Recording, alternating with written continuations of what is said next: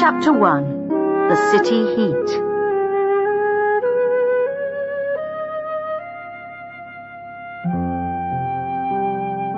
When we get to Polreath on Saturday, I'm going to do nothing, said Anna. I just want to sit and have cool drinks and read and watch the world go by. Me too, replied Stephen.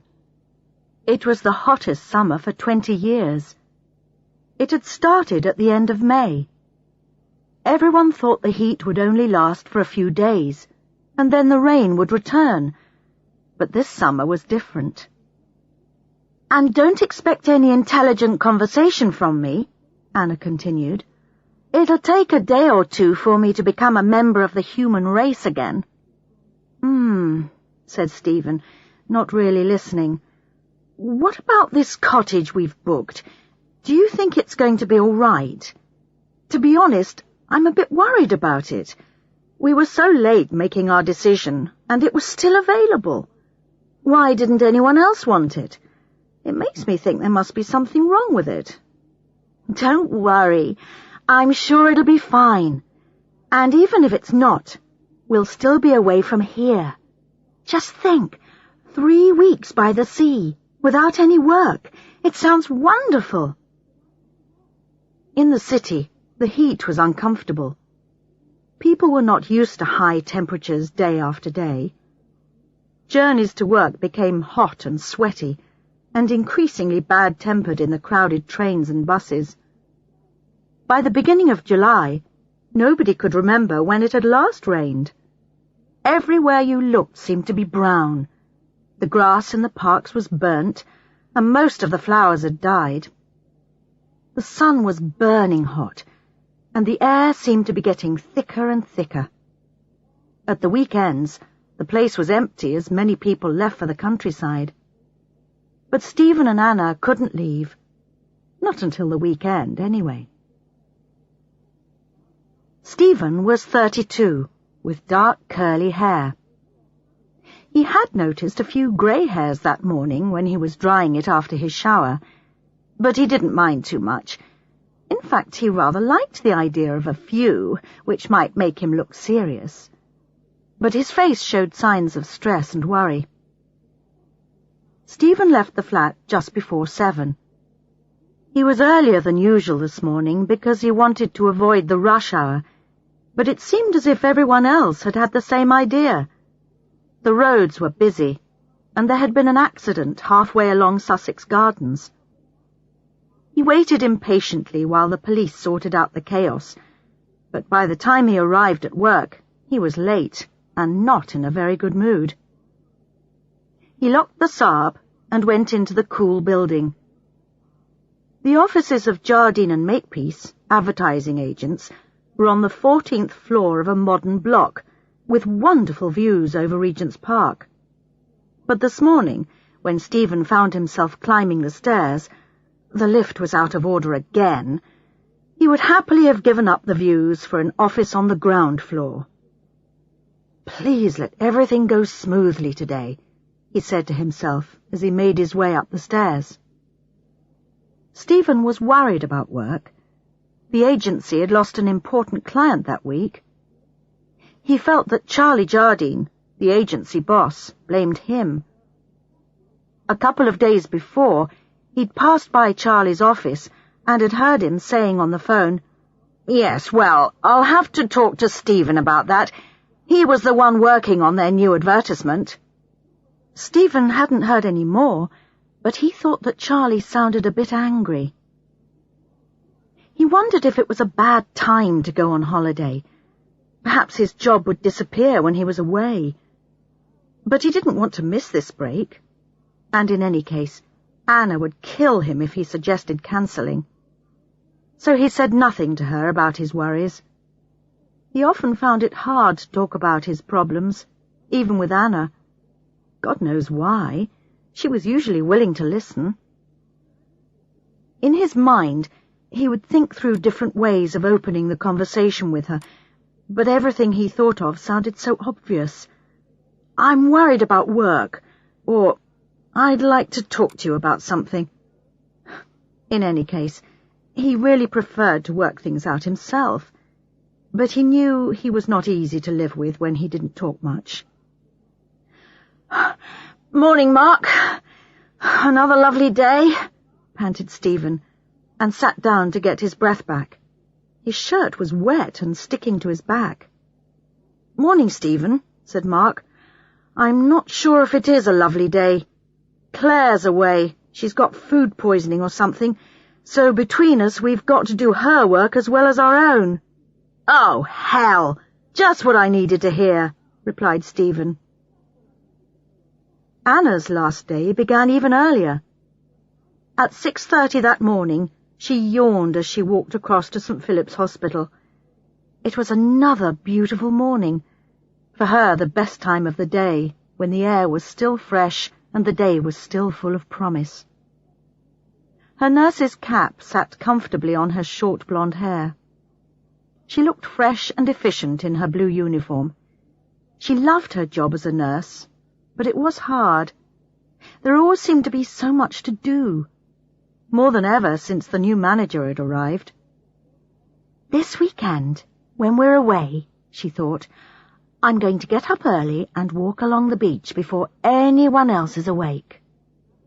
Then she laughed at the idea of getting up early when she didn't have to. Well, maybe she would. Who knows? Holidays can change people. Maybe that's what she needed, change. She was 30 and had been working at St. Philip's since she'd finished her training. Perhaps it was time to move on.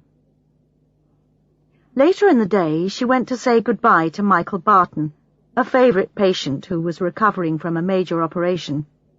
"Have a wonderful holiday," he said. "Thanks, I will, and I hope I won't see you when I get back," replied Anna. And as soon as she said it, she realized what a stupid thing it was to say. "I mean, I hope you won't still be in hospital. You know, you'll be back at home," she said quickly. "It's all right, love. I know you weren't talking about me dying. I hope I don't see you either, although I'll miss you looking after me. Bye. All the best." She left the ward knowing that this time tomorrow she would be in a different world. She got off the hospital bus at the end of her street and walked slowly home, thinking about a cool beer in the back garden. They were lucky. Their flat was on the ground floor of a 19th century house, and the garden at the back was theirs. The garden wasn't big, but it was a wonderful place to escape to in the summer. She wondered what sort of day Stephen had had. She knew something was worrying him, but was too tired to do anything about it. Anyway, she knew from past experience that it was no use asking directly. He'd once told her that he could only talk about difficult things after they were past and no longer difficult. "I'll find out what it is on holiday," she thought, "when we've got more time and energy." As Stephen was about to leave the office that evening, Charlie Jardine called him into his office and told him that there were going to be some changes in the next month, that probably one member of staff would have to go. Be made redundant, was how Charlie said it. But Stephen thought, sacked, fired, dismissed, was what he really wanted to say. Then Charlie said, "But of course, I don't want to lose you." Why didn't that make Stephen feel better? He left work with a heavy heart.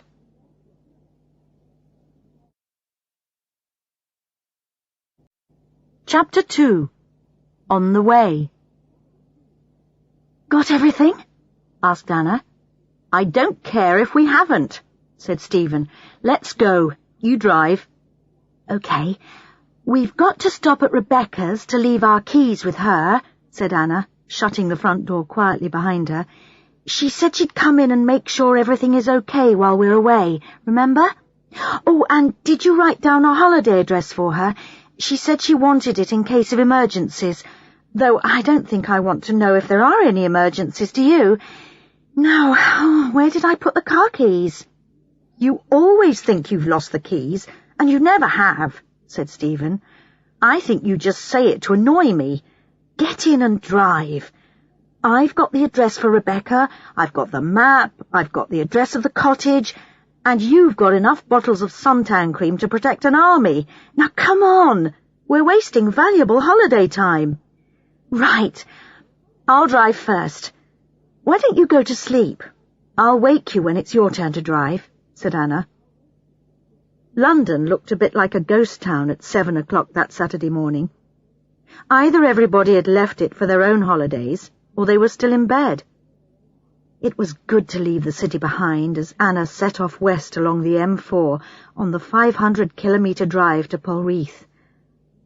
Polreath was a small, quiet fishing village on the northwest coast of Cornwall, with a few holiday cottages, 2 hotels, and the usual shops, bars and restaurants. It was famous for its seafood restaurants, lobsters, prawns, crabs, and relatively unspoilt. A great place to relax. It would take most of the day to get there, but Anna was happy to drive. It gave her time to think about last night, when Stephen had come home from work. He'd looked almost ill. He said it was only the heat and the traffic, and he just needed some peace and quiet. He had gone into the garden with a bottle of beer and walked around looking as if he was interested in the flowers, which she knew he wasn't. She had left him alone, and after a while he came in for dinner, seeming a bit more cheerful. They had had a perfectly pleasant evening talking about arrangements for the next day, and had gone to bed without mentioning work. But later, she had woken up and heard him in the kitchen, talking to someone on the telephone. When he had come back to bed, she had pretended to be asleep. In the morning, neither of them had mentioned it. Oh well, when we've both relaxed, perhaps he'll talk about it, thought Anna. The sun was behind her, and she could feel its warmth on her shoulders. There wasn't much traffic about, so she put her foot down, and as the kilometres passed, she felt her head begin to clear of all the worries, the questions. She put a cassette on quietly, a little Mozart for company, perfect, and started to enjoy the drive. "Where are we?" asked Stephen sleepily. "We've just passed Bristol, so I suppose we're doing well," said Anna. "Your turn to drive." "OK. Let's stop and have a cup of coffee first." Anna turned into the next service area, where they had to queue for a fairly awful cup of coffee. Half an hour later, they were back on the road, this time with Stephen driving. He changed the music to an Ella Fitzgerald tape, and Anna attempted to sing along with her. "I think I prefer Ella Fitzgerald to you, if you don't mind," joked Stephen. "Sorry, this song always makes me want to sing," replied Anna. "Don't worry, I'll go to sleep in a minute." Stephen turned off the motorway. He reckoned it would take about another 3 hours to get to Polreath. Anna was asleep.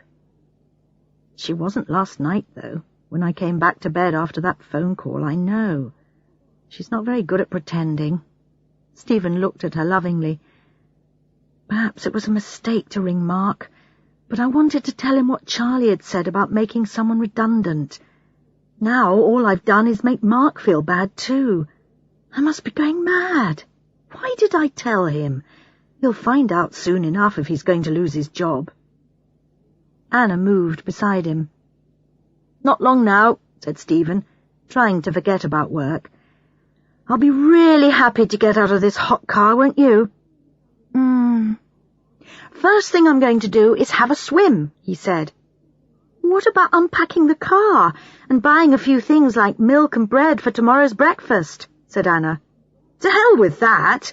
We're on holiday, and we're going to do what we want to do, not what we should. No more planning, no more thinking ahead, no more worrying." "I'll remember you said that. This sounds as if it's going to be an interesting 3 weeks.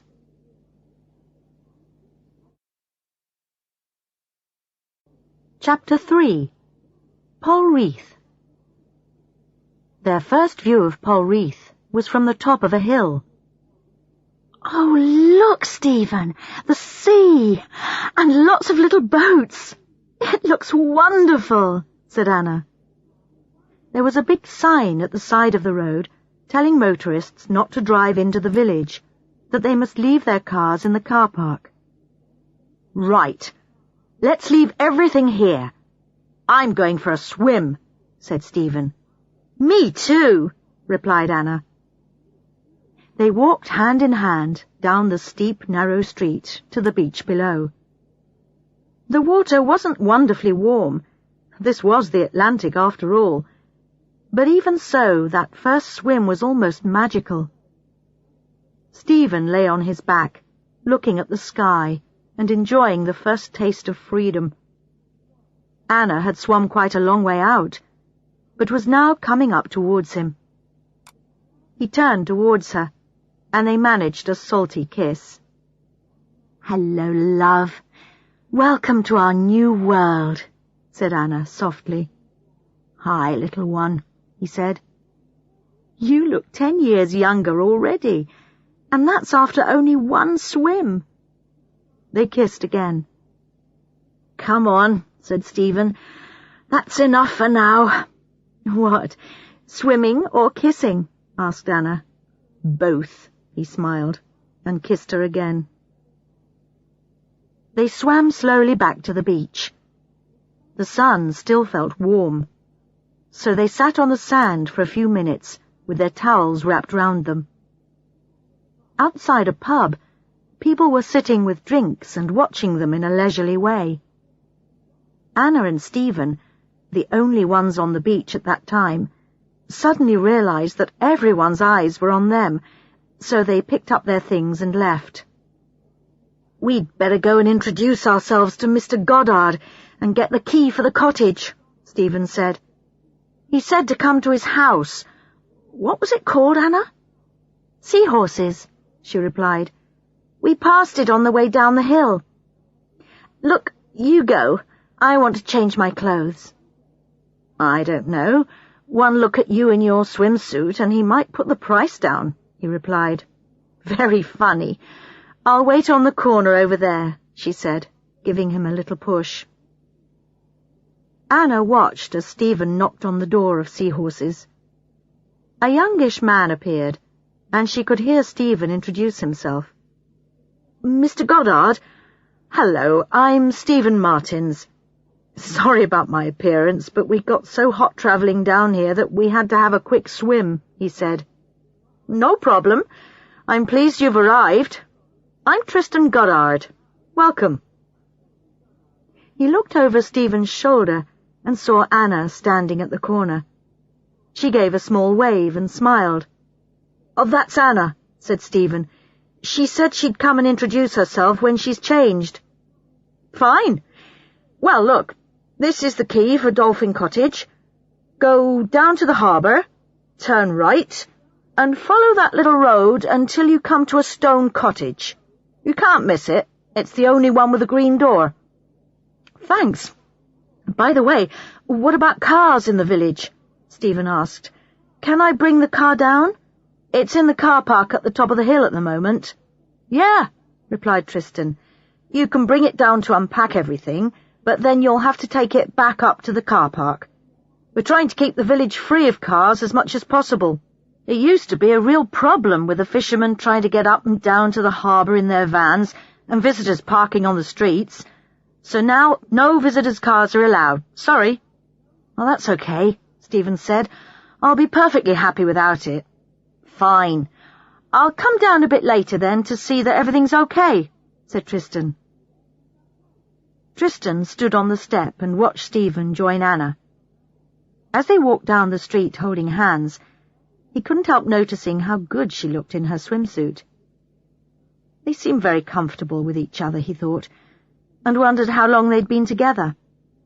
Half smiling, he turned and went back into the house, with the picture of Stephen and Anna still in his head. Then the picture changed to him and Jill last summer, when they'd been so happy. Now she was in London, and God knows when they were going to be together again, if ever. She refused to live in Polreath, She said it was too dead in the winter, and he knew he couldn't live in London. In fact, he had no wish to live anywhere but Polreath. To him it had everything. For 7 months of the year, the visitors brought life and work to the village, and for the remaining 5 months, the locals had the place to themselves. He loved it in the middle of winter, when the sea was rough and the waves crashed over the harbour wall. It was impossible then for any of the fishermen to go to sea, and the village had the feeling of being an island with no way of escape. Jill had wanted to leave as soon as the summer had finished, to go back to the bright lights. This summer she'd been down, and for a few weeks they'd got on as well together as last year. But soon he had seen that she was getting bored. And then the telephone call with the promise of a new, exciting job had pulled her back to London. They still spoke on the phone, but in his heart he knew that the whole thing was over. He sighed sadly and sat down to plan his work for tomorrow. During the summer months, he took visitors in his boat to Skellig, the island off the headland, on fishing trips, and on day-long trips along the coast, and anything else they wanted to do. And he still managed to do a bit of fishing between trips. His first trip was at 9:30, 10 people to take to Skellig. He left the front door open to get a bit more air into the house, and walked down the narrow streets to Dolphin Cottage. "Hello? Anyone at home?" called Tristan. "Oh, hello, I'm Anna. Come in." Anna led the way into the kitchen. Tristan followed, and thought she looked good in jeans, too. Stephen was putting things away in cupboards. "Is everything okay? Have you found your way around?" asked Tristan. Stephen smiled. "Yes, everything's just perfect. And thank you for buying the bread and milk and things. How much do we owe you for that?" "Oh, don't worry about it now. You can pay me at the end. I thought you might arrive after the shop had closed, so I just bought a few essentials." "Thanks a lot," said Anna. Stephen had told Anna that Tristan seemed very nice, and she had to agree. She found herself almost staring at him. He had the most amazing eyes, sort of strong blue, that seemed to look through you. She thought he must be in his early 30s, about the same age as Stephen, but taller and slimmer, and with those wonderful eyes. He was saying something to Stephen, but she wasn't really listening. "What do you think, Anna? Shall we go?" said Stephen. "What? Sorry, I wasn't listening. Shall we go where?" "Tristan was just saying that he was running a boat trip to a little island at 9:30 tomorrow morning, and would we like to go?" said Stephen. Anna said, "Really? Do you often do boat trips?" "Yes, there's something happening every day. In fact, you should find a list of trips on the wall by the back door." Tristan pointed. "Yes, look, there it is." She made herself turn round to look. "I'd really quite like to explore Polreath tomorrow morning," Anna said. "It seems funny to go on a trip before we've had a look round here first. We can go on the boat any day." "True. We'll do that then, Tristan," said Stephen. "Have a day wandering around the village, and then come with you later in the week." "Okay. Well, I'll be off now and leave you to it," Tristan said, moving towards the door. "If you've got any problems, you know where I live. Bye for now." Half an hour later, Stephen and Anna were sitting outside drinking coffee in the front garden. The cottage was exactly how they'd imagined it, a traditional fisherman's cottage built of stone with very thick walls to keep out the wind. The tiny garden at the front looked over the harbour. "I can't believe our luck. Can you imagine anything more ideal than this?" asked Anna. "And what about Tristan? Don't you think he's got the most amazing eyes? I couldn't stop looking at him." "I noticed. Actually, you're right. His eyes are interesting.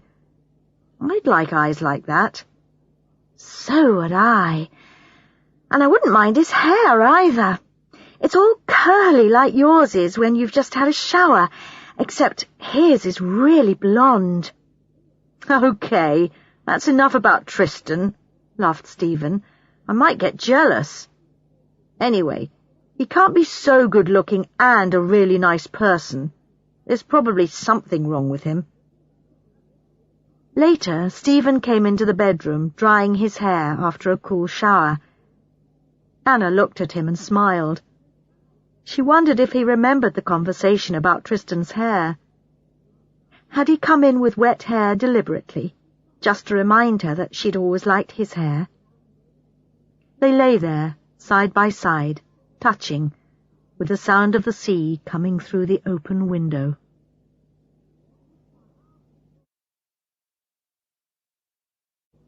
Chapter 4.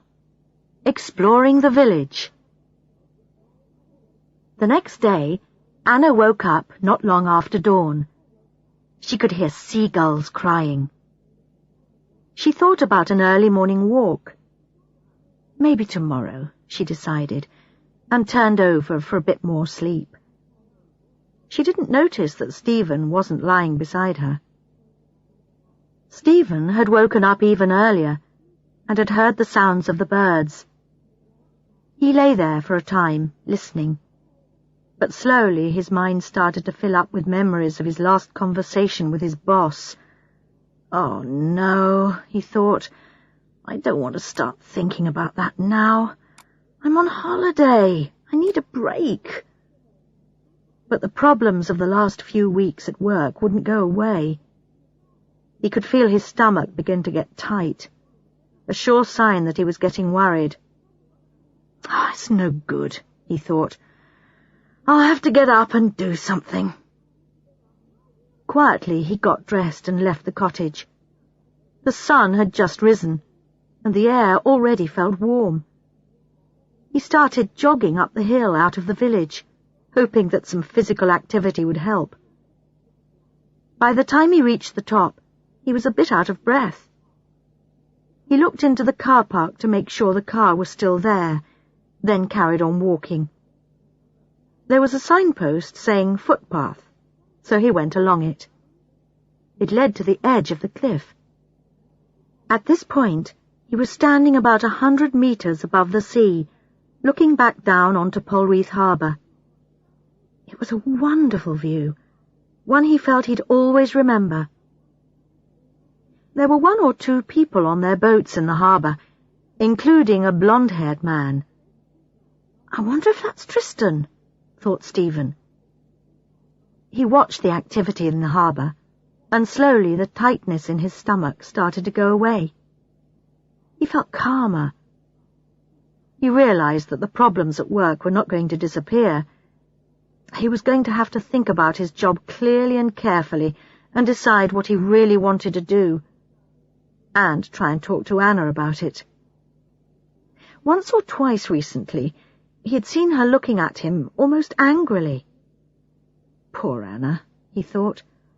She must get fed up with me sometimes. He had started to walk back along the path when he heard voices from the harbour below. He turned and saw a dark-haired man standing at the front of a fishing boat, shouting at the blonde man. They seemed to be having some sort of argument.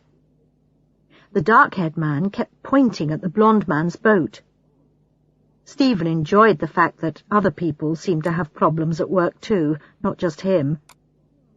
And he watched as the 2 small boats left the harbour. When he got back to Dolphin Cottage with some fresh bread, Anna was sitting in the front garden with a cup of coffee. She looked at him closely and said, "Hello, are you all right?" "Yes, I'm fine. I woke up early and decided to get some exercise. And some fresh bread. Here, smell it. Straight from the baker's." Delicious. Let's have breakfast out here. You can tell me what the village is like." Stephen told her about the argument in the harbour, and how he was sure one of the men was Tristan, But he didn't tell her what had made him get up so early. Time to get serious later, not now. Stephen and Anna spent the rest of the morning wandering round the village. They walked up and down the narrow streets and paths, looking at everything. Most of the houses near the harbour were like theirs, old stone cottages. There were one or two which were obviously holiday cottages, but most of them still seemed to be lived in by local people. A bit further away from the harbour, it seemed to be more mixed. Some more modern houses, and one or two very fine ones, which had probably been built when it had first become fashionable for city people to take their holidays by the sea. In one of the small side streets, they found Philpot's, a restaurant specializing in seafood. The menu promised lobster, crab and fish, all freshly caught. "This looks wonderful! And look at the prices! This lot would cost twice as much in London." Stephen felt a hand on his shoulder. "Morning." Tristan was standing behind them in shorts and a t-shirt. "You were up early today, Stephen? I saw you leaving the cottage." "Yes, I went jogging," replied Stephen. "I didn't see you, though." "I was on the boat, just going out for an hour or two's fishing," said Tristan. "Ah, so it was him," thought Stephen. "Did you catch anything?" he asked Tristan. "I just put down the lobster pots. I'll go back later and pull them up. I usually get a few, and then sell them to this place. So if you eat here tonight, they might be serving my lobsters," said Tristan, looking at Anna. "Great," said Anna. "How was the trip to the island?" "Oh, fine. I left the people there for the day. There's not much to do, but that's what's attractive, I suppose. They just walk round, look at the few people who actually live there, and think how wonderful it'd be to have a house on a small island. They see it on a wonderful sunny day like today and don't think about the times in the winter when it's cut off for days by the storms.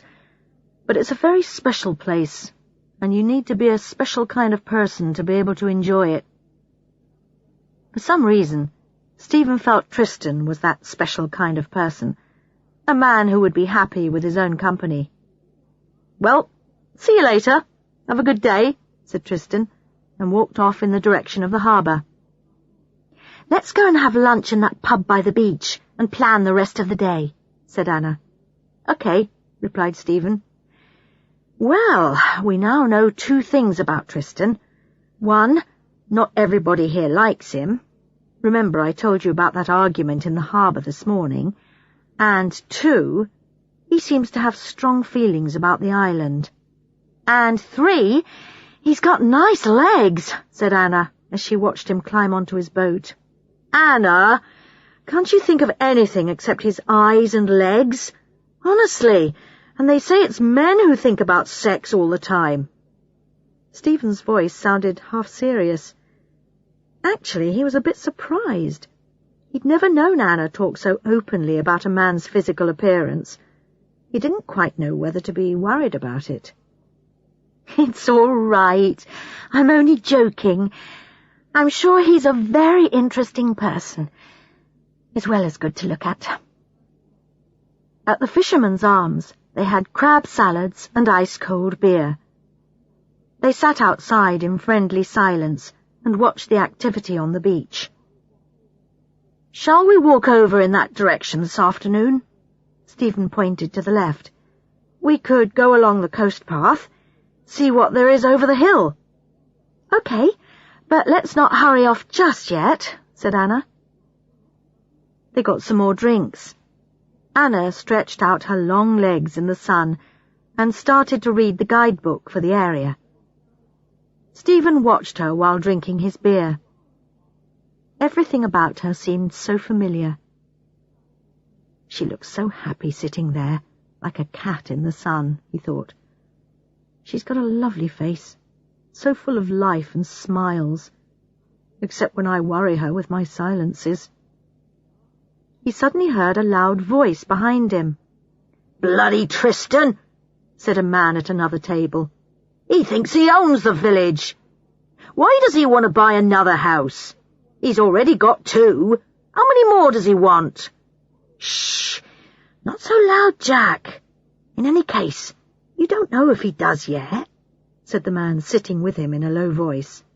Well, you heard him asking about how much the cottage was being sold for.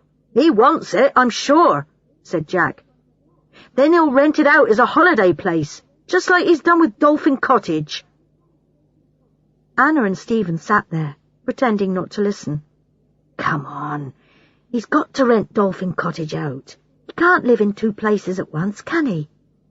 In any case, that woman, what's her name, Jill, has been living there, the other man said.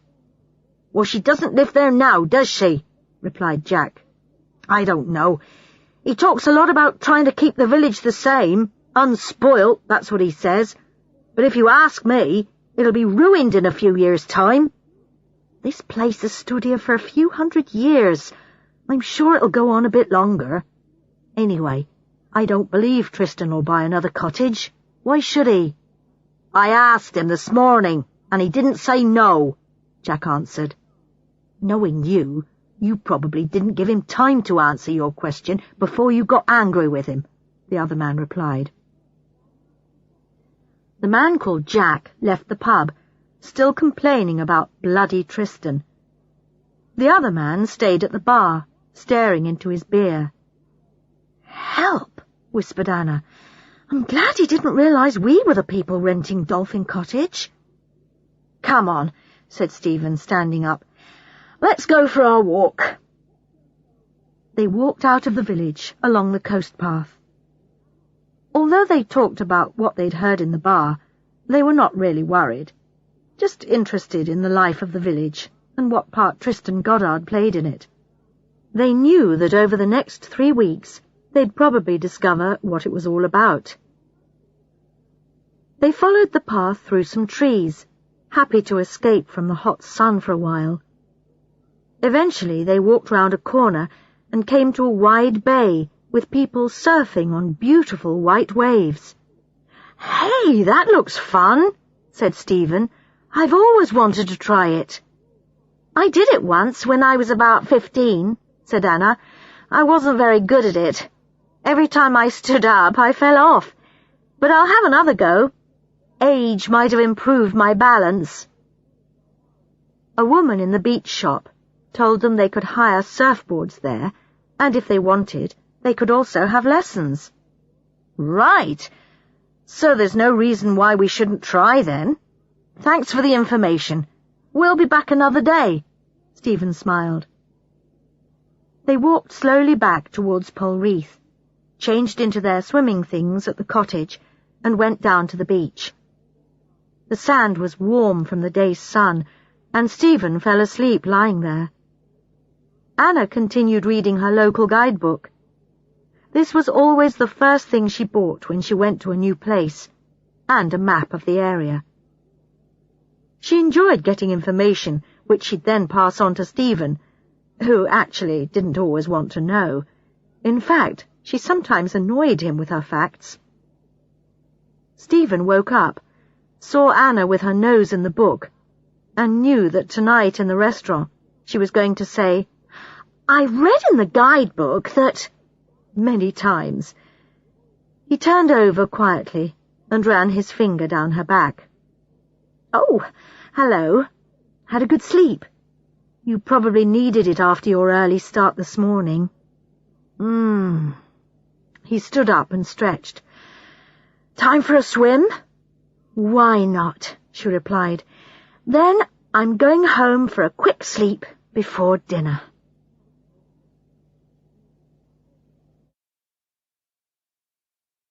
Chapter 5. Philpotts. Sitting at dinner in Philpotts that evening, Anna felt wonderful.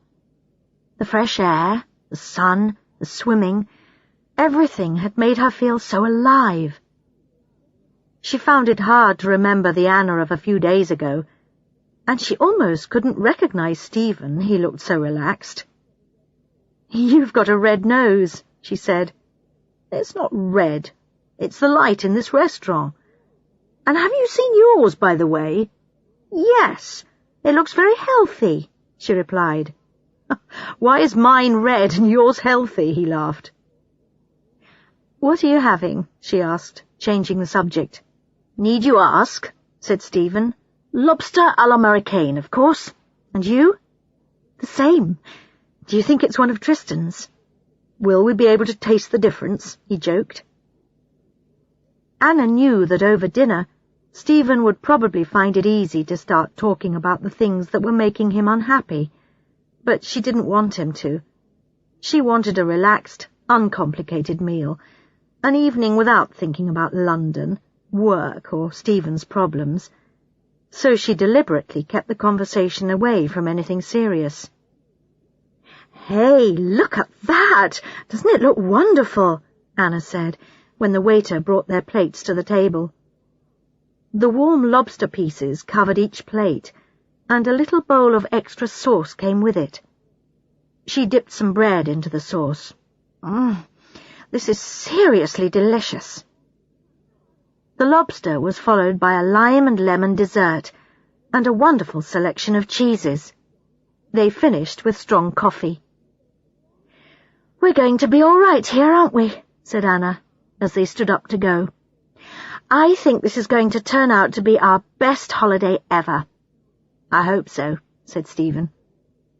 Just as they were leaving, Tristan arrived. "Evening. I thought you might be here," he said. "I just wondered if you'd like to come fishing tomorrow morning, Stephen. You obviously get up early, and I usually go out about 6:30 for a couple of hours. But you too, Anna, if you'd like." "Thanks, Tristan," said Stephen. "I'd enjoy that. What about you, Anna?" "I'd rather have a bit longer in bed tomorrow morning. I'm still catching up on my sleep. But you go, Stephen." "Meet me at the harbour at about 6 tomorrow, then," said Tristan. "It's a blue boat called Wave Dancer." "Right. See you there. And thanks again. Good night." "That should be interesting," said Anna to Stephen as they walked home. "I shall expect you to find out everything about him. All that business with that man in the pub yesterday, who the woman is who lived in our cottage, everything, please." "I'm going fishing. I'm not going to question him about his private life," Stephen laughed. "If I catch anything, we can have it for tomorrow night's dinner, can't we?" "Yes, but don't bring home a lobster, please. I don't know whether I could cook one of those. They're alive when you put them in boiling water, and they make a terrible noise. I know it's stupid, but I'd rather eat lobster at Philpotts and not hear them dying." "Don't worry," Stephen said. "I don't expect Tristan will let me have one. I should think he needs to sell the expensive stuff to make some money." At 6 the next morning, Tristan was waiting on his boat, Wave Dancer. He was dressed in the shorts he seemed to live in during the hot weather. He was wondering why he'd asked Stephen and Anna to come with him. He didn't usually ask the Dolphin Cottage people out on his boat in his private time, but there was something he liked about Stephen and Anna. They were different. But was he feeling just the smallest bit of disappointment that it was only Stephen who was coming? He turned and looked up at Dolphin Cottage, just in time to see Stephen coming out, pulling a black t-shirt over his head. A few minutes later, he jumped onto the boat. "Am I late? Sorry," he said. "Had a bit of difficulty waking up this morning. Could be something to do with the excellent wine last night." Tristan smiled. "Do you know anything about boats?" he asked. "Sure. I'm used to boats. We always had holidays by the sea when I was a kid, and my parents taught me what to do." They left the harbour and turned north following the coast. Tristan dropped some lobster pots into the sea and said he'd collect them later that day. The sea was calm as they continued northwards. It was a bit cooler on the water than on the land, and Stephen was pleased he'd remembered his sweater. He'd left Anna in bed, sleeping like a baby. She hadn't even woken up when he'd dropped his keys on the floor. Lucky her. Being out on the sea was beginning to work its magic. As the boat rose and fell gently, Stephen remembered his excitement as a child on fishing trips with his father. His memories of his childhood holidays were of fishing with his father for hours, not saying much, but enjoying the activity. It was one of the few times they'd spent a lot of time together. Now it was too late. His father had died a year ago from an unexpected heart attack, leaving Stephen full of things he'd wanted to say to him. Today the sea was calm. The sun made the tops of the waves dance and shine. And when Tristan stopped the boat, there was silence. No more noise from the engine, just the rather sad sounds from a few seagulls. Together they started fishing off the back of the boat. After a few minutes, Tristan said, "Got one." He pulled in the fish and said, "A mackerel. Nothing special, but quite nice grilled on the barbecue. Right, I can relax now. I always think it's a good sign to catch the first fish quickly. I think we're going to have an excellent couple of hours." "I hope so," replied Stephen. "Anna wants something for tonight's dinner." "Are you both okay in Dolphin Cottage?" "It's not very modern, I'm afraid. I haven't done much to it, really. My grandmother lived there all her life, and she left it to me when she died 4 years ago." "Oh, we're absolutely fine. We love it. Actually, I don't think we'll ever want to leave it." Tristan looked at him rather sharply. "Sorry, have I said something wrong?" said Stephen. "No, not at all." Tristan shook his head. "I was just remembering someone else who said that about the cottage. But in fact, she did leave in the end." "You're very lucky to live in such a beautiful place. Have you always lived here?" Stephen was interested in getting people to talk about themselves, and it was easier than talking about himself. "Yes, except when I went away for 4 years to university." Stephen hadn't expected that. Apparently, Tristan had left Polreath when he was 18 and had been very excited about living in a city. But he'd found that he missed the sea and the open spaces. "Now, when I have to go to London, I look at people's faces and see how difficult life is for a lot of them," Tristan explained. "All that running about and all that fear. You know, fear of crime, fear of losing your job. I couldn't live like that. I've tried and I know. Polreath is home for me. I know it is." "Have you got any family here?" asked Stephen. "Only my sister now," Tristan replied. "My parents moved away when my father retired from fishing, but my sister and I are very close. She's happy here, like me." Stephen listened to what Tristan was saying, and for the first time he began to feel he understood. Of course, he'd heard other people say how hard city living was, and he'd even said it himself. In fact, last year, when they were on their way home from 2 weeks' holiday in Greece, he'd suggested to Anna that they should sell their house and move to somewhere peaceful. But he'd known it was only a dream. When he'd gone back to the agency the following Monday, he found he enjoyed the office politics and the competition for new business.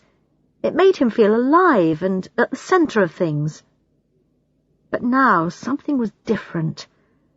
Perhaps it was because everything at work was so uncertain. Again, there was silence in the boat. Both men watched the water to see if any fish were biting, and both men were deep in their own thoughts. They each caught some fish, mainly mackerel, and Tristan talked a little more about Polreath and his life there. Stephen liked the easy way in which Tristan talked. He knew that that was how Anna would like him to be. "Well, we'd better go back, I suppose," said Tristan. "I've got a trip to do later." "How many have you caught?" "4. Not bad for a city boy," Stephen replied. There was something in Stephen's voice that made Tristan look at him. Chapter 6. The Phone Call. Anna was in the front garden of Dolphin Cottage, and she waved as she saw the boat come into the harbour. "You two seem very happy together," said Tristan. "Yes," Stephen agreed. They had known Tristan for only a few days, and it seemed to Stephen a rather personal thing to say, but then Stephen realised he didn't mind. "Have you got anyone special?" he asked. "Sort of," Tristan replied, and busied himself tying up the boat to the harbour side. He didn't really feel like going into detail about it at that moment. One reason was that he was thinking about Anna, not Jill. "Thanks for the trip," said Stephen. "It was great. By the way, if you're not doing anything tonight, would you like to come and have dinner with us? We could barbecue the fish. Bring your friend if you want." "Okay, thanks. It'll just be me, though," said Tristan, pleased at the thought of seeing Anna again. "Fine. See you about 8 then." Stephen walked up from the harbour and held up his fish to show Anna, but when he got nearer, he could see that something was wrong. "What's the matter?" he asked. "Has something happened?" "Afraid so. Rebecca's just phoned and said your office needs you to ring them immediately." "Oh, shit! I knew we shouldn't have left our number with Rebecca," he said angrily. "What the hell do they want? I don't feel like ringing them back. I think I just won't, and pretend we never got the message. Do you know if Rebecca told the office she knew where we were?" "Apparently she said she'd pass the message on to you, so I guess you'll have to contact them." "Oh, bloody hell!" Stephen threw the fish down on the table and went inside. She could hear him in the kitchen, noisily making a cup of coffee. She wondered what the problem was at his office. She had met Charlie Jardine, Stephen's boss, a couple of times, and he'd seemed to be a reasonable person. What was it all about? Stephen must be talking to him now. She could hear his voice rising in anger, and then she heard him put the phone down with a bang. He came out and sat next to Anna. His face was red with anger. "Well?" she asked. "Charlie wants everybody back in the office for a crisis meeting tomorrow. Everybody, and that includes me," Stephen replied. "Another agency wants to buy our company." "Can't you talk about it on the phone?" Anna asked. "Apparently things are happening so quickly, and he needs to be able to act fast." Stephen stood up and started walking up and down the tiny front garden. "And he says he wants to do what's best for the company. He sounded really worried on the phone." "So you're going then," she said, rather coldly. "I'll have to. Mark's been called back from a conference in Italy as well." "Well, that's work, not a holiday," said Anna sharply. "I know. Oh, look, I'm sorry." Stephen put his arms round her. "I know this has ruined things for you as well. If I go this morning, I'll come back straight after the meeting. I'll drive through the night if I have to, but I promise I'll be back for breakfast on Thursday." "Could you lose your job if someone buys the company?" Anna asked. "Yes, it's quite possible," Stephen said. "It's also possible I could lose it anyway. The agency is obviously in a bad way, as far as money goes." "Oh, Stephen, just when we were beginning to relax here. It's not fair," said Anna, close to tears. Stephen finished his coffee and went back into the cottage. Anna continued to sit in the front garden. Half an hour later, Stephen appeared, carrying a small bag and wearing his work trousers. "I'll walk with you to the car," said Anna. It felt unreal to both of them, him going, her staying. She could see that Stephen's mind was already full of work. The inside of the car was hot from being in the sun, so they opened all the doors to let some air in. "You'll be okay on your own for 2 days, won't you?" said Stephen. "Yes, no problem. Don't worry about me. You just be careful driving. Take care, please." "I will." Bye, love. Bye. I don't know what to say. Good luck, I suppose. Ring me tonight from home. I want to know you're there. Anna watched Stephen drive away. Poor man, she thought, and then, selfishly, I'm pleased I don't have to go too. Chapter 7. Tristan comes for dinner. Anna had a pleasant day. It was difficult not to.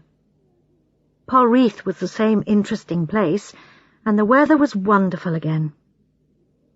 She walked around and did a bit of shopping. Some people in the village were beginning to greet her. "Morning. Another nice day," they said, and she smiled back. She sat in the front garden of the cottage, reading and watching all the comings and goings in the harbour.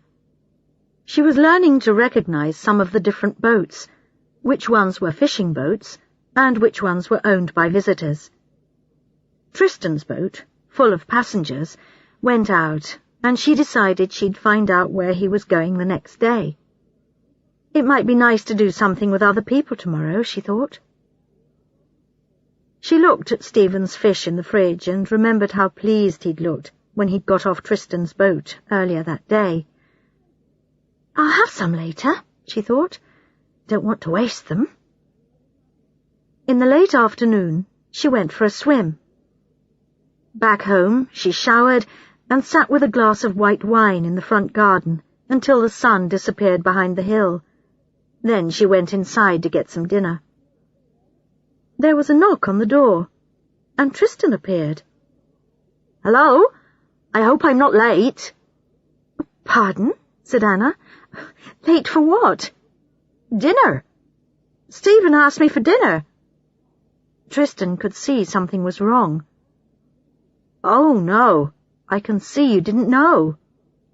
"I'm sorry." "Come in. No, I didn't know. The thing is," explained Anna, "Stephen's had to go back to London. He had a phone call when you were out fishing this morning, and he's gone." "Oh, I'm sorry. Is everything all right? I mean, I hope nothing bad has happened." Tristan meant what he said, but if he was honest with himself, he was also pleased that Anna was now here alone, without Stephen. "It's a crisis at work," Anna said. "He didn't want to leave, but he'll be back on Thursday, he says." "Oh, good. Anyway, I'll go. Don't worry about dinner," said Tristan. "No, stay, really," she said. "I was just grilling the fish. I can easily do some more. Help yourself to a glass of wine." "Well, if you're sure." "Thanks." Tristan poured himself a drink and filled up Anna's glass as well. "Can I do anything?" he asked. "You could cut the bread, if you want, and take all the plates and stuff outside.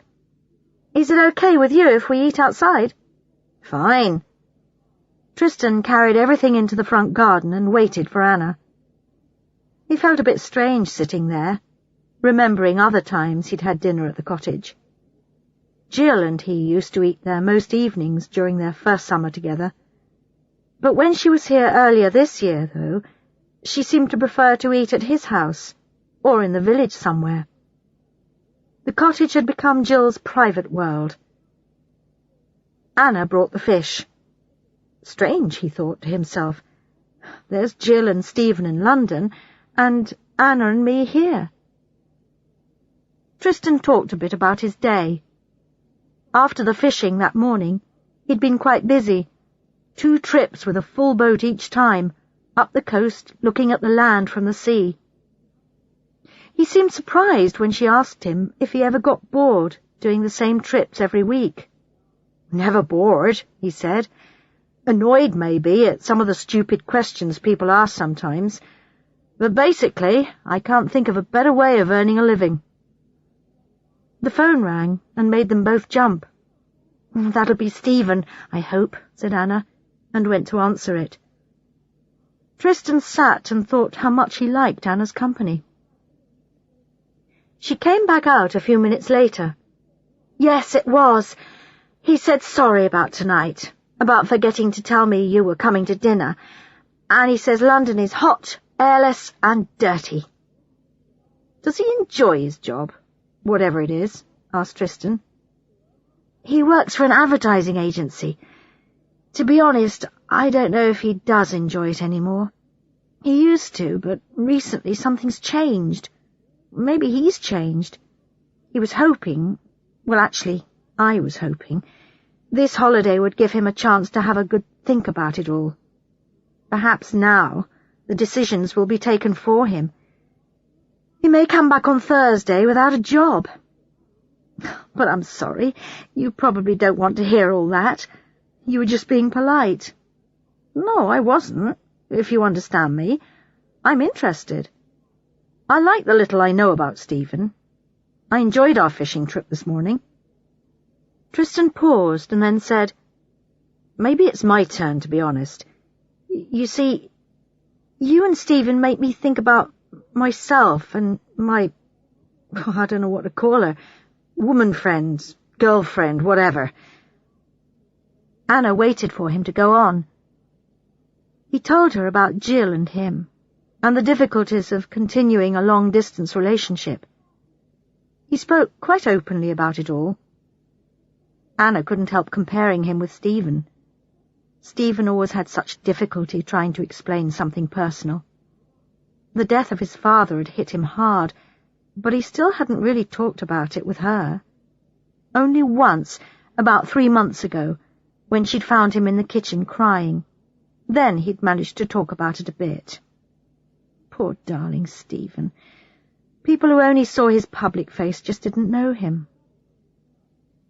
They opened another bottle of wine and carried on talking, about him, about her and Stephen, about the village, and the people who lived there. Finally, Tristan stood up.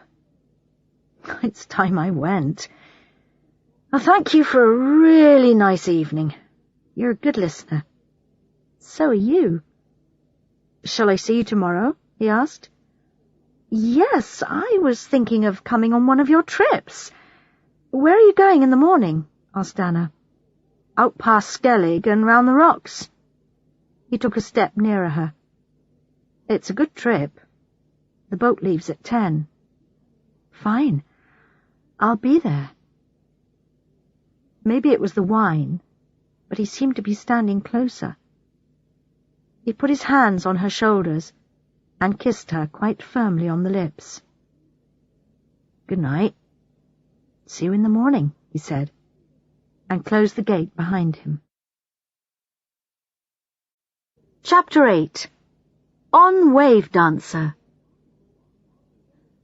When Anna woke the next morning, she forgot that Stephen wasn't in bed next to her until she turned over to touch him. She looked at her watch. 8 o'clock. He'd be on his way to the office now, probably caught in traffic. Poor thing.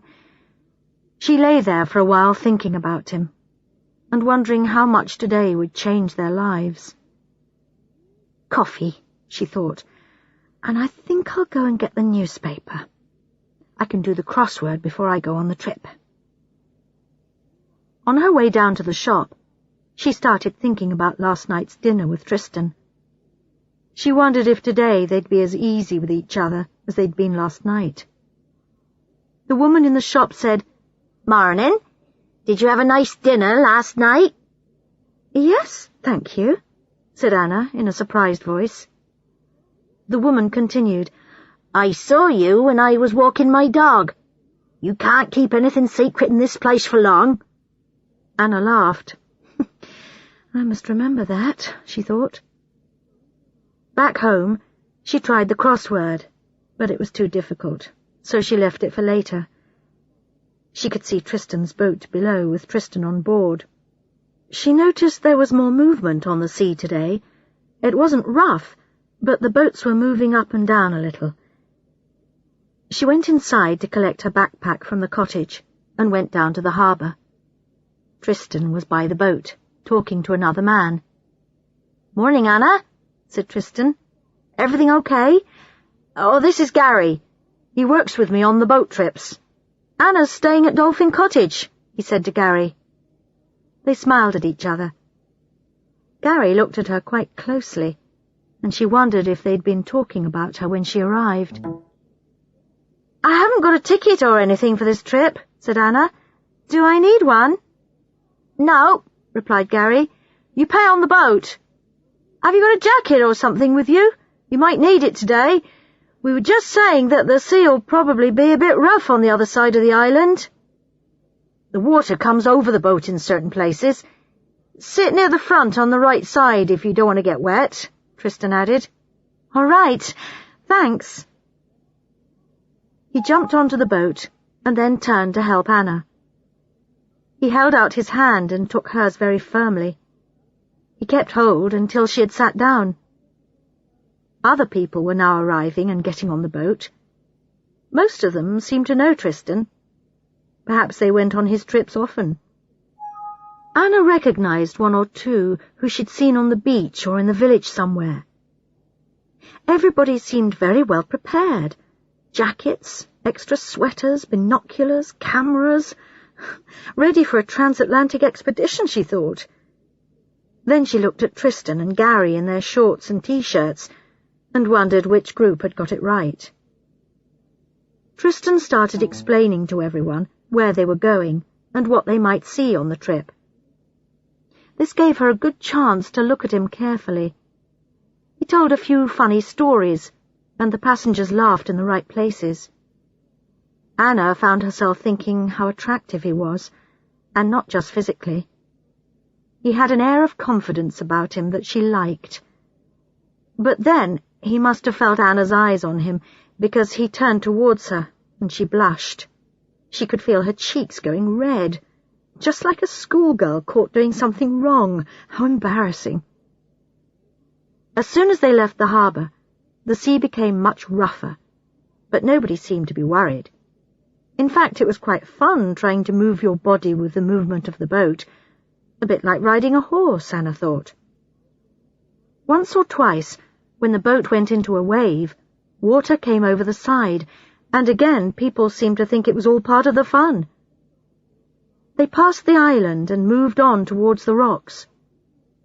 From Polreath, you couldn't really see very much beyond the island, so Anna was surprised at the size of some of the rocks, almost like mini-islands. Tristan took the boat close in and slowed the engine. There are very often seals around here. In fact, we might see some young ones. The first ones are usually born around this time, he said quietly. Look, said a man at the back of the boat. There are two in the water over there. Everybody focused their binoculars where he was pointing. The heads of two adult seals appeared and then disappeared behind a wave. Someone tried to take a picture. Tristan took the boat in and out of the rocks. They managed to see some seals out of the water, lying on rocks, almost sunbathing, but no young ones. They were about to turn for home when Gary saw something white on the rocks just above the water. It was a very young seal. Don't make too much noise, said Tristan. We don't want to frighten it, or worry its mum wherever she is. This is the first one I've seen this year. I guess it's only a few days old. Not many people on the boat had ever seen a young seal before, so they were really pleased. Anna thought how helpless it looked, all by itself on the rock. And as if he knew what she was thinking, Tristan said, The first few days are dangerous ones for the young. Some of the bigger seabirds attack them. They go for their eyes. The boat was moving up and down quite a lot, and it was difficult to stand. Suddenly, the boat was caught by a bigger wave, and an elderly woman fell sideways. In trying to save herself, she hit her arm on the side. Immediately, people crowded round her and started talking. Are you all right? Here, let's get you up onto a seat. Just sit quietly for a minute. Oh, what a nasty shock. Tristan moved the boat out into deeper water, away from the rocks. He looked at Anna, and his eyes seemed to be asking her, Could you? She went over to the woman. Would you like me to look? She said. I'm a nurse. I'm all right, she said. Oh, I think I just hurt my arm, that's all. Anna moved the woman and her husband up to the front of the boat. She looked at the arm, which was quite red and already beginning to get bigger. Very gently, she pressed, and the woman made a small sound. Well, Mrs. Anna began. Sheila, the woman said. Sheila, I don't think you've broken it, but it'd be a good idea to have it x-rayed when we get back, just to make sure. Anna looked up. Tristan, where's the nearest place for that? The cottage hospital in Kingham. It's not far. I'll take you in the car, Mrs. Taylor. Anna found a bandage in the first aid box and tied Mrs. Taylor's arm up. The poor old woman had gone a bit white now and was shaking. Someone passed her a cup of tea. I was right, thought Anna. They came prepared for anything. By the time they reached Polreath, Mrs. Taylor looked better, but her arm was clearly giving her a lot of pain. Fortunately, Tristan's car was near the harbour, and Mr. and Mrs. Taylor got in the back. Would you like me to come too? Asked Anna. Please, said Tristan. He looked more worried than anybody. I wonder if he's insured for accidents, she thought. I suppose something like this is not good for his business. The X-ray showed bruising, but the arm wasn't broken. I'm really sorry, Mrs. Taylor, said Tristan. It's not your fault, she replied. You're not responsible for the sea. I shouldn't have been standing up. Well, let's go back home. I'll buy everyone a drink when we get back. I think we all need one, Tristan said. The Taylors didn't want a drink, so Tristan and Anna left them at their hotel. Your arm will hurt a lot tonight, said Anna, so take some aspirins before you go to bed. They'll help with the pain. Thank you for your help, said Mr. Taylor. We'll probably see you around somewhere in the next day or two. Poor old thing, said Anna, drinking her beer in the fisherman's arms. She was lucky today, but I don't think she'll be doing much for the next couple of days. That arm will hurt for a bit. I was lucky, replied Tristan with a shake of the head. It's fortunate she was so nice about it. Someone different might have complained and spread the word about. People would soon begin to think I was a bit careless with my passengers, and there are 1 or 2 people in this village who would be quite happy to see me lose business. Really? Why? Asked Anna. Oh, jealousy, I suppose, Tristan replied. It's a small place, Polreath. Feelings get a bit strong sometimes. Have they got reason to be jealous? Anna asked, remembering the conversation that she and Stephen had heard in the bar the other day. Well, he laughed, I'm not sure I'm the best person to answer that. You should ask them. People might think I've got a good life, what with a boat and 2 cottages. And maybe a 3rd cottage to come? Anna added. Why do you say that? Tristan asked sharply. Oh, sorry, I shouldn't have. I was just repeating something we heard about you in here the other day, Anna said, wishing she hadn't asked. A guy called Jack was saying that you were interested in another cottage in the village. Aha, Jack. There you are, you see. The stories that spread in a small village. Tristan looked a bit angry. Well, look, I'm sorry, Anna said quickly. It's none of my business. Shall we change the subject? I meant to say earlier how much I enjoyed the trip, except for the accidents, of course. You made it interesting for everyone. Thanks. There was a bit of an uncomfortable silence. Tristan stared into his beer and then said, I don't want another cottage. I was interested in the price because it's more or less the same size as Dolphin Cottage, and I wanted to know how much I might be able to sell that for. You want to sell Dolphin Cottage? Said Anna in complete surprise. Oh, don't! It's too lovely to lose. I don't really know whether I want to or not. I might need to get some money.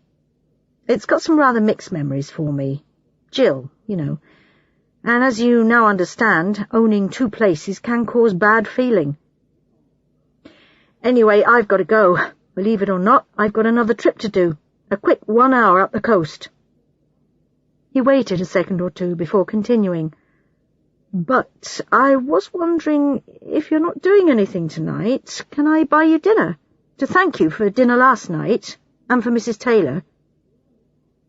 He looked at her carefully to see what she would say. Would she think he was just being friendly, or more than that? He meant it to be friendly, but he had an awful feeling he wanted more. "Thank you. I'd like that," she said, returning his look. "I thought we could drive to a place in the next village. It'd be a change. Meet in the car park at 8? Fine. Have a safe trip this afternoon." She ordered a coffee and sat there, wondering what she was doing, and feeling guilty because she hadn't really thought about Stephen all day. Chapter 9. Dinner at Gino's.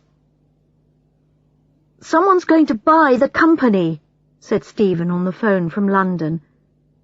And then he said something about it being the best thing all round. He sounded quite cheerful, said he would be with her in the morning, and that he missed her. Anna felt, in all honesty, that she couldn't say the same thing back to him. Today had been so full of other things that she hadn't really missed him. So all she said to him was, "It'll be lovely to see you for breakfast," which was true. It would be lovely. Stephen was the most important person in her life. But she didn't say anything about going out with Tristan. She put on a bright red dress that she'd had for years, but which always made her feel great, especially when she had a suntan, and gave her hair a quick brush. She was excited about tonight. It was a great feeling getting ready to go out with another man. It reminded her of how she felt before she met Stephen. She walked slowly up the hill to the car park. "Hey, you look nice," said Anna when she saw Tristan. Instead of his usual shorts and t-shirt, Tristan was wearing trousers and a green short-sleeved shirt. "We're not going anywhere expensive, are we?" she asked. "No, just an Italian restaurant in St. Leven, not far. And you look wonderful," Tristan replied. "Shall we go?" Tristan's car smelt of fish. The whole of the back was full of nets. "Does it smell?" he asked, when he saw Anna's face. "It just seems normal to me." "Well, I'm just glad we're not going far," laughed Anna. "Sorry. Actually, all I can smell is your perfume." "Have you heard from Stephen?" asked Tristan. "Yes, he just rang," replied Anna. "He seemed fine. He said he'd be back tomorrow for breakfast." "Is he driving down overnight, then?" asked Tristan. "Yes, I guess so. He likes night driving." It took about 15 minutes to get to St. Leven. Anna suggested going for a walk round the harbour first. She needed a bit of fresh air after the fishy car. The harbour was bigger than Polreath, and so were the fishing boats. One or two of the men on board said hello to Tristan and gave Anna a quick look. "I get the feeling I'm being noticed," Anna thought. "I wonder if that woman in the shop in Polreath is going to tell me tomorrow what I was doing tonight." "What are you smiling at?" asked Tristan. "I was just thinking how hard it would be to keep anything secret down here," Anna replied. "True. Were you thinking about anything in particular?" he asked, looking at her. "No," she lied. "Let's go and eat. I'm really hungry." Gino's restaurant was away from the sea, in a narrow street.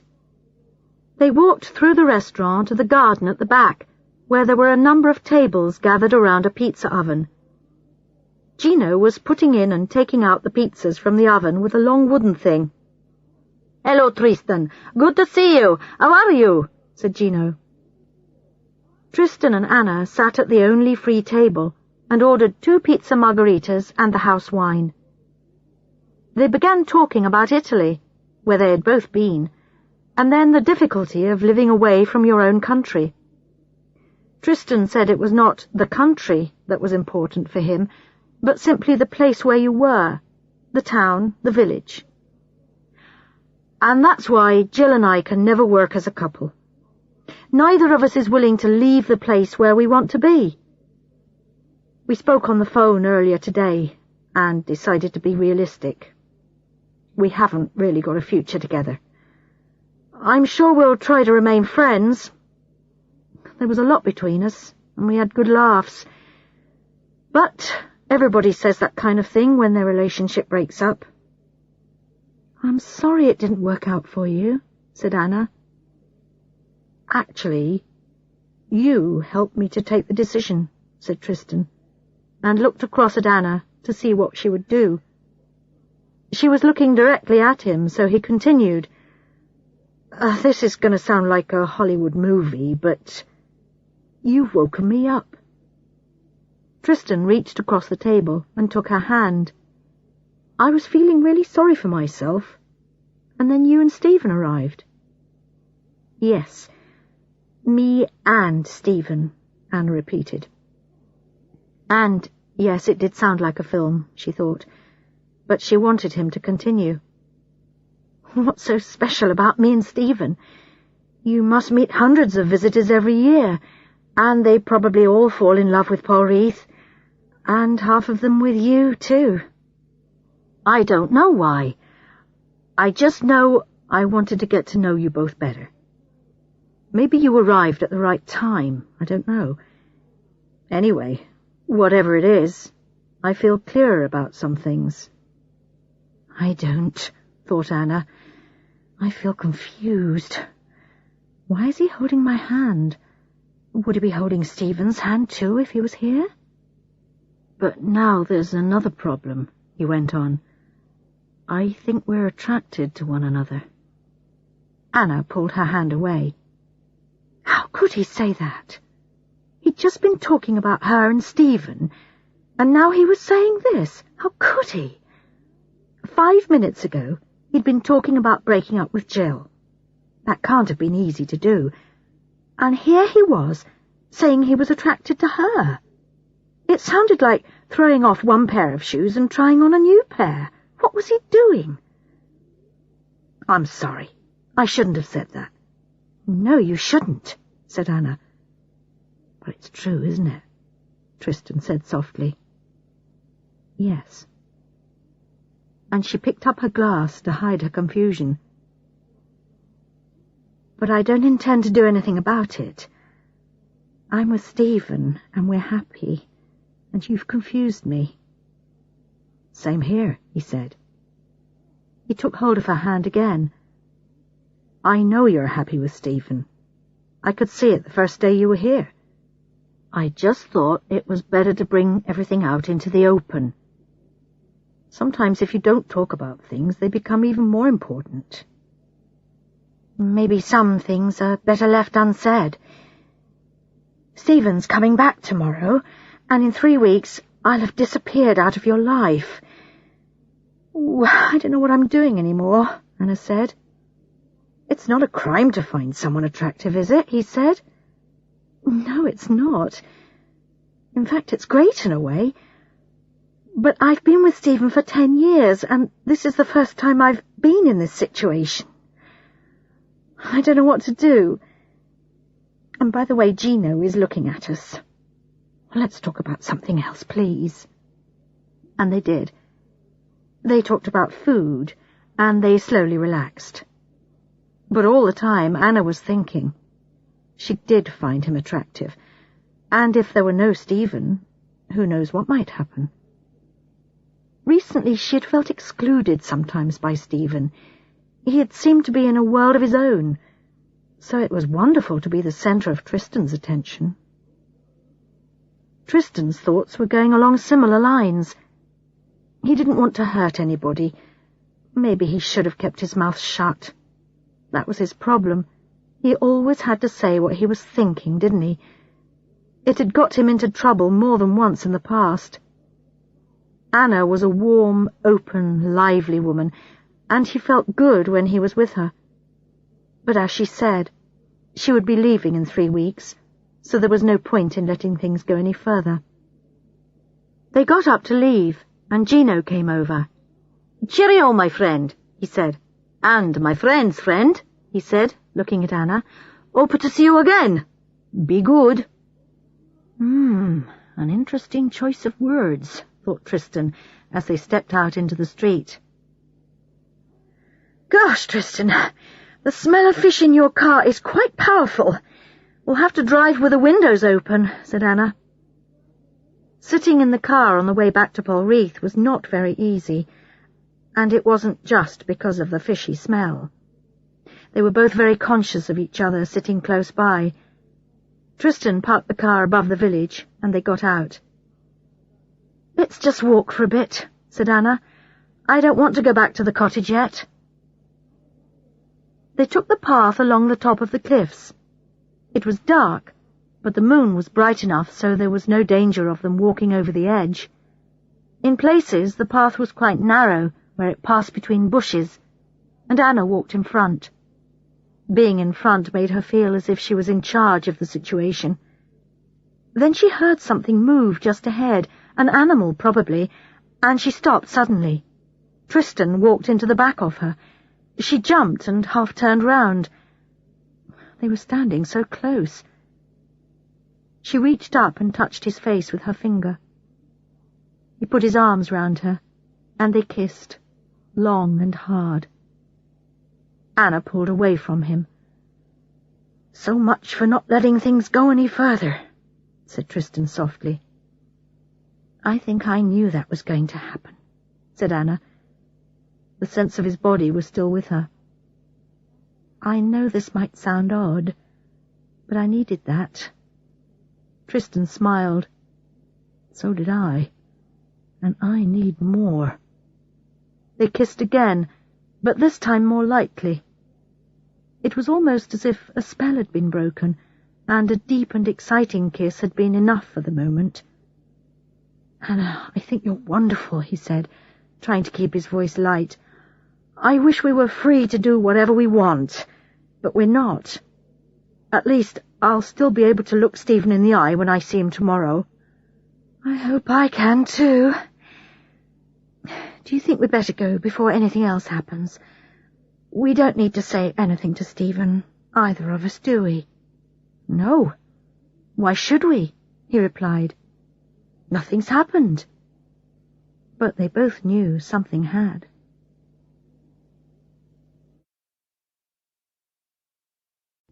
Chapter 10. Stephen's Return. Anna woke up because she felt something on her cheek. She pushed it away. "Ouch! That's my nose!" Stephen cried.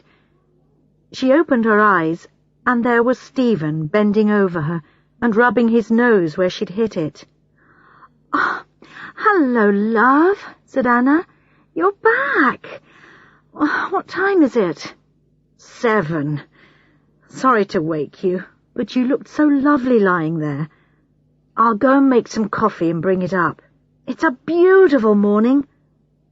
Anna lay there, listening to Stephen downstairs, and remembering the night before. She felt good. She'd had an adventure, and she had escaped. Now Stephen was back, and everything would be back to normal.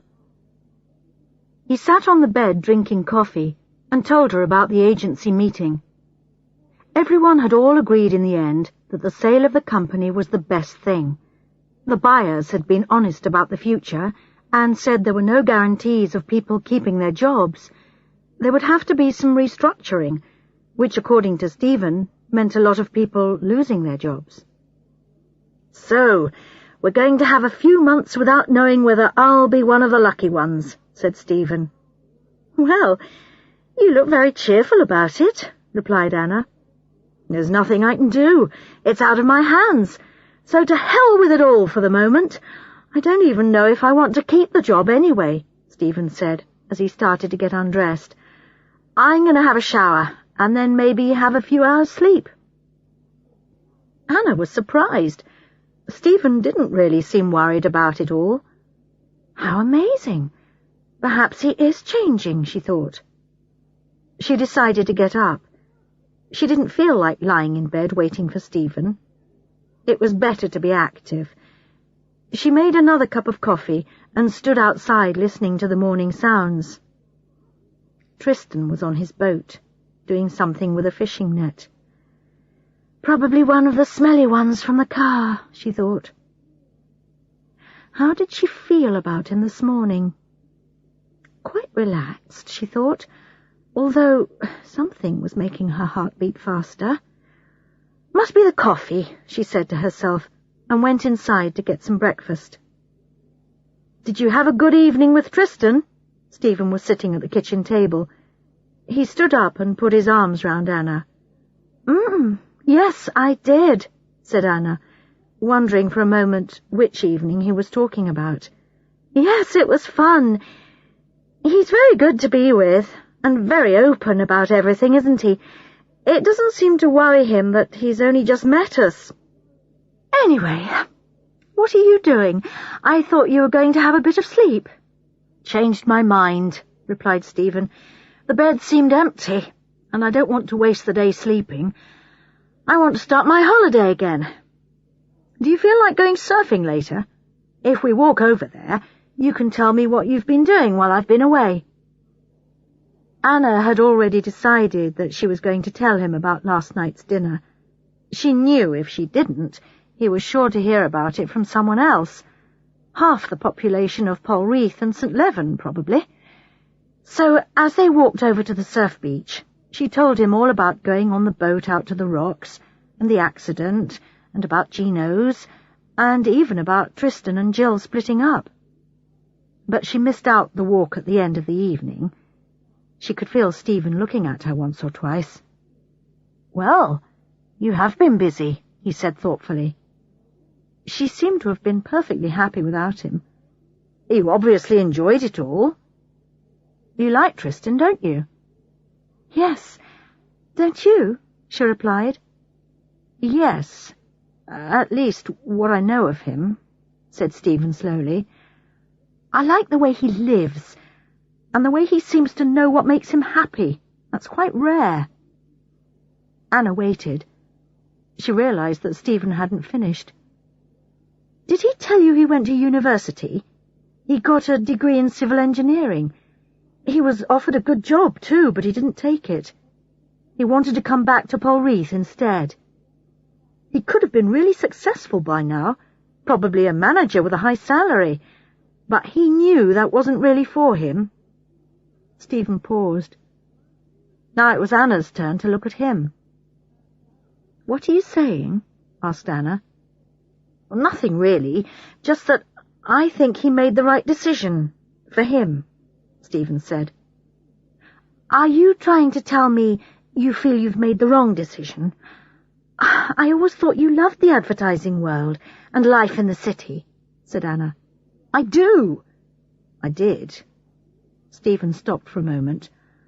All I'm saying is, I think I've reached a crossroads in my life. I feel it's time for a change of direction. Maybe it's a midlife crisis. I don't know. You're too young for a midlife crisis, replied Anna. Have you got any ideas about what you'd like to do then? One or two, but they're still just ideas, so I don't really want to talk about them yet. I've heard that before, thought Anna. Stephen continued. I need time to think more. Everything's happened so quickly. Not that quickly, actually, she said. You've seemed different the last few weeks. I think this has been coming for a while. You're probably right. But don't push me to say more at the moment, will you? I need time. They walked on in silence, busy with their own thoughts. Anna wasn't surprised by what Stephen had said. She just hoped he'd talk to her more before taking any big decisions. After all, it affected her life too. The surf beach was busy when they got there. I'm ready for this, said Stephen. After the last 48 hours, I need action. They went to the beach shop and hired surfboards. Neither of them felt like having a lesson. They wanted to try it themselves first. They swam out with the boards to just beyond the point where the waves were starting. Then they watched to see what other people did. Timing was the important thing. You had to catch the right wave at exactly the right time. If you missed it, there was nothing to carry you in towards the beach. You had to try again, wait for the next suitable wave. It was fun. They couldn't really do it well, but they enjoyed trying. Stephen did manage to stand up on his board for about 10 seconds, but Anna was perfectly happy lying down on the board, surfing in on her stomach. "I've had enough!" shouted Anna. "I'm giving up for the moment!" She lay on the sand and let the sun warm her. Then she sat up to watch Stephen. He was doing quite well, but then he often did do well at sport. She could see he wanted to be good at this. "I enjoyed that," said Stephen, lying down on the beach beside her. "When you get it right, it's a great feeling." Turning over, he put his cold, wet hands on Anna's stomach. "Oh, you horror! Your hands are freezing!" He laughed and pulled her to her feet. "Time for lunch. I could eat a horse." They carried their surfboards to the open-air cafe and parked them next to some others. They had burgers and French fries with lots of ketchup and enjoyed every mouthful of it. "God, that was wonderful. Just what I needed," said Stephen. "OK, what do you want to do now, then? I'd quite like to go back to the cottage. My sleepless night is catching up with me. I'm beginning to feel really tired." "That's fine with me. I'm very happy sitting in the front garden watching the world. I've got yesterday's crossword to finish too."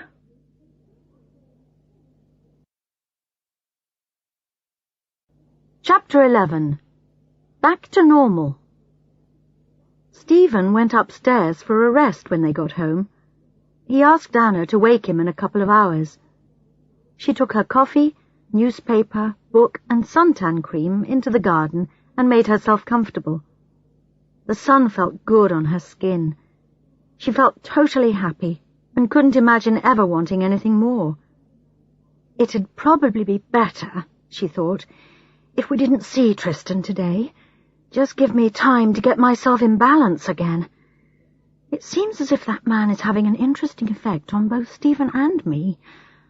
I think Stephen knows I'm attracted to him, and Stephen obviously likes him too. At about 5 o'clock, she took a cup of tea to Stephen to wake him up. He was fast asleep. "Tea time," she whispered in his ear. He opened one eye and stared at her, standing there in her swimsuit. How nice to be woken up by a half-naked woman with a cup of tea. Why don't you join me in here? It's lovely. She got in, and they made love. They knew each other so well. It was all so familiar, not passionate, but comfortable and loving. "I'd like to stay here forever," said Stephen. "What, in bed?" "No, in Polreath," he laughed. "It suits us both. You look wonderful, and I feel better than I have for months. You said the same last year when we were in Greece, remember?" "Did I?" said Stephen, getting out of bed. "Oh, well, this is different, I think." It was late afternoon, and they went down to the beach for a lazy swim. They called at the shop, and sure enough the woman said, "What did you think of Gino's then, Mrs. Martins?" "I knew it," thought Anna. "I knew she would say something. It's a good thing I told Stephen, or I'd be in trouble now." She answered the woman in her sweetest voice. Outside the shop, Stephen suggested going for a drink. "No, let's go back home." Anna was surprised to find she felt bad about the woman's comments. In any case, she didn't think she wanted to meet Tristan at the moment. They spent a pleasant evening at home. Stephen cooked an amazing fish pie, and they ate outside, even though the evening was not quite as warm as before. I'd like a quick beer in the pub before bedtime. Do you want to come? Asked Stephen. No, I'll stay here. You won't be long, will you? 10 minutes after Stephen left, the phone rang. Oh, if that's anybody from London, from Stephen's office, I'll probably shout at them, thought Anna as she stood up. Why don't they leave him alone? Hello, she said very roughly. Hello? God, you sound angry. It was Tristan. Oh, hello, Tristan. Sorry, I thought it was going to be someone else. Sorry. What? I mean, why? And she didn't know how to finish. You mean, why am I ringing? Tristan finished her question for her. Well, I saw Stephen going into the Fisherman's Arms, so I thought I'd just check to see if everything's okay. Yes, I think so, she said. Stephen's happy to be back. In fact, I thought when the phone rang it was going to be someone about his work. That's why I sounded angry. Is everything okay with you? Yes, fine. A pause. The other reason I rang was to remind you that there's another trip to Skellig tomorrow morning, if you're interested. It'd be nice to see you. Both of you, I think. Tristan sounded a bit embarrassed. Right. We'll probably come. I'll mention it to Stephen when he gets back. What's the weather forecast for tomorrow? Asked Anna. I thought it was a bit cooler tonight. It's not going to change, is it? No, not yet, he replied. We've got the good weather for a bit longer, so they say. Look, Tristan, why don't you go and join Stephen in the bar? He'd like to see you, I know, and it might be a good idea to see him without me around for the first time since we, And again, Anna couldn't finish. That's probably a good idea, said Tristan brightly. Thanks. I won't say anything about ringing you tonight, and I'll mention the trip to Skellig to him, okay? Good night, Anna. See you tomorrow, I hope. Anna was pleased with herself for being so strong-minded, but she was shaking a bit when she put the phone down. Then she thought it was quite funny, really. Last night with her, tonight with Stephen. Tristan was certainly being very equal in sharing himself between them. She hoped the woman from the shop would see them together.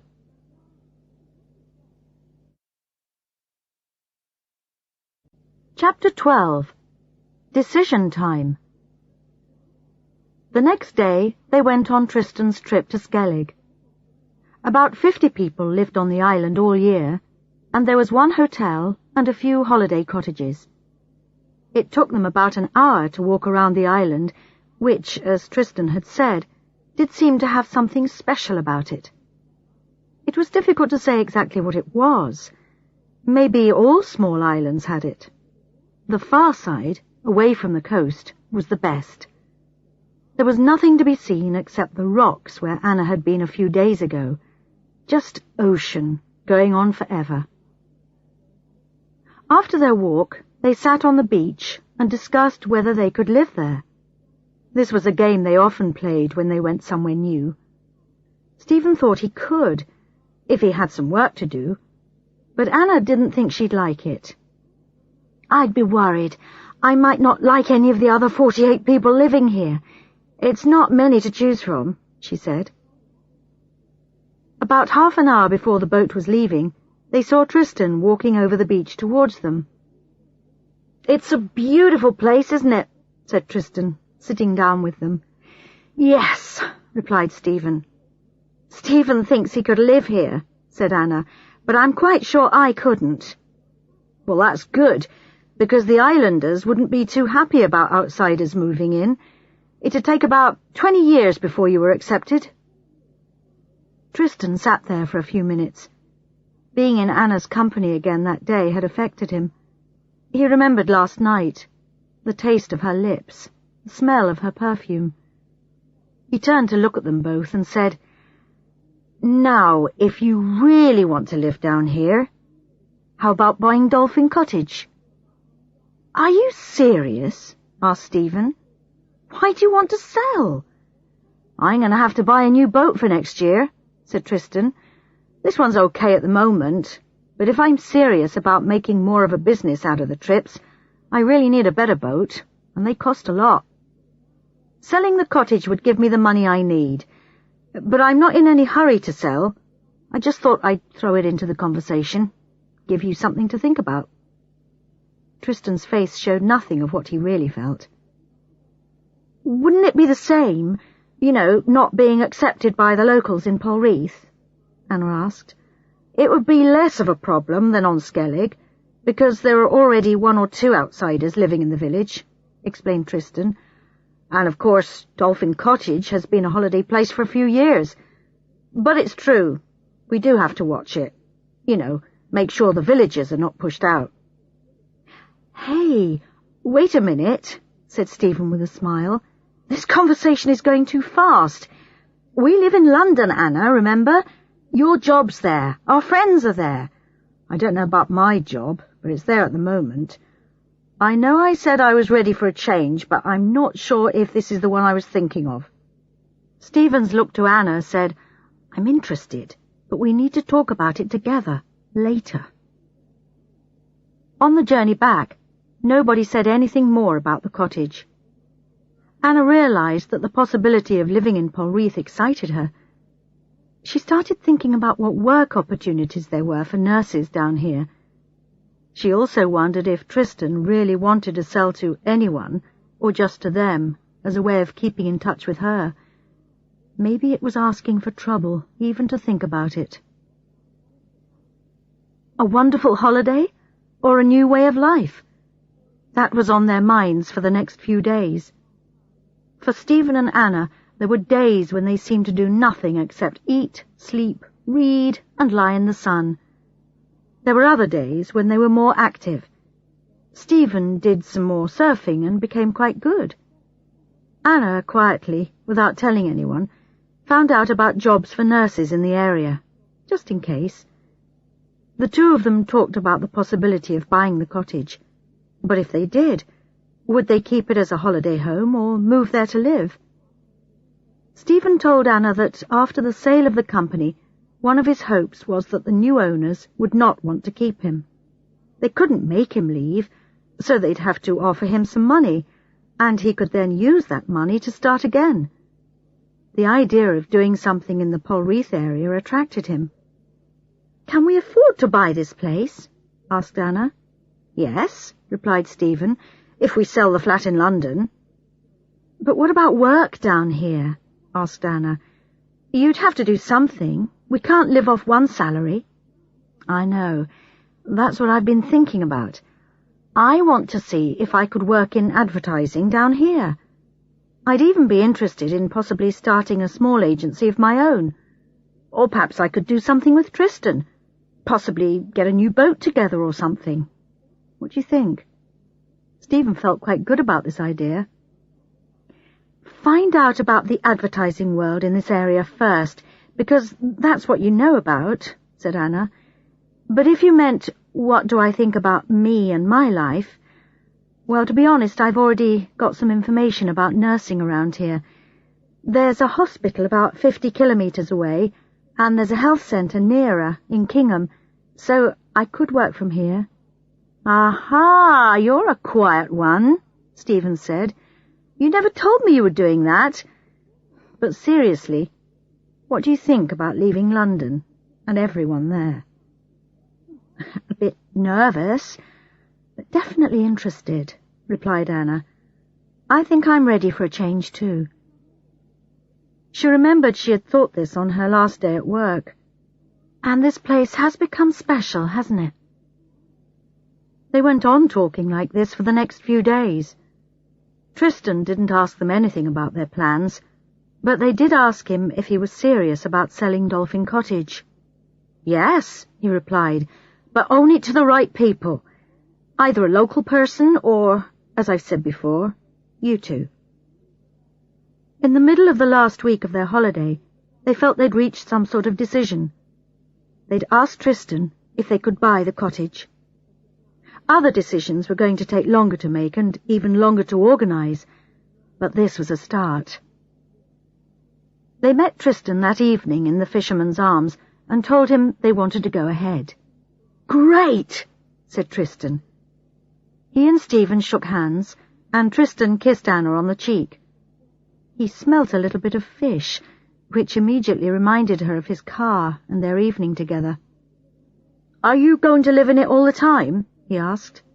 "Eventually, yes," said Anna quickly. Stephen looked at her in surprise. "But we've got a lot of things to do first, like sell the flat in London and sort out our jobs and things." The three of them said goodbye, promising to discuss the details the next day. "Why did you tell him we were going to live in it all the time? I thought we hadn't really decided that," said Stephen. "I had the feeling it was the right thing to say. He doesn't really want it to be just a holiday place. I think he feels better about not selling it to a villager if he knows it's going to become someone's home." They walked slowly up to the door of Dolphin Cottage. "In any case, I think we had decided in our own minds," she added.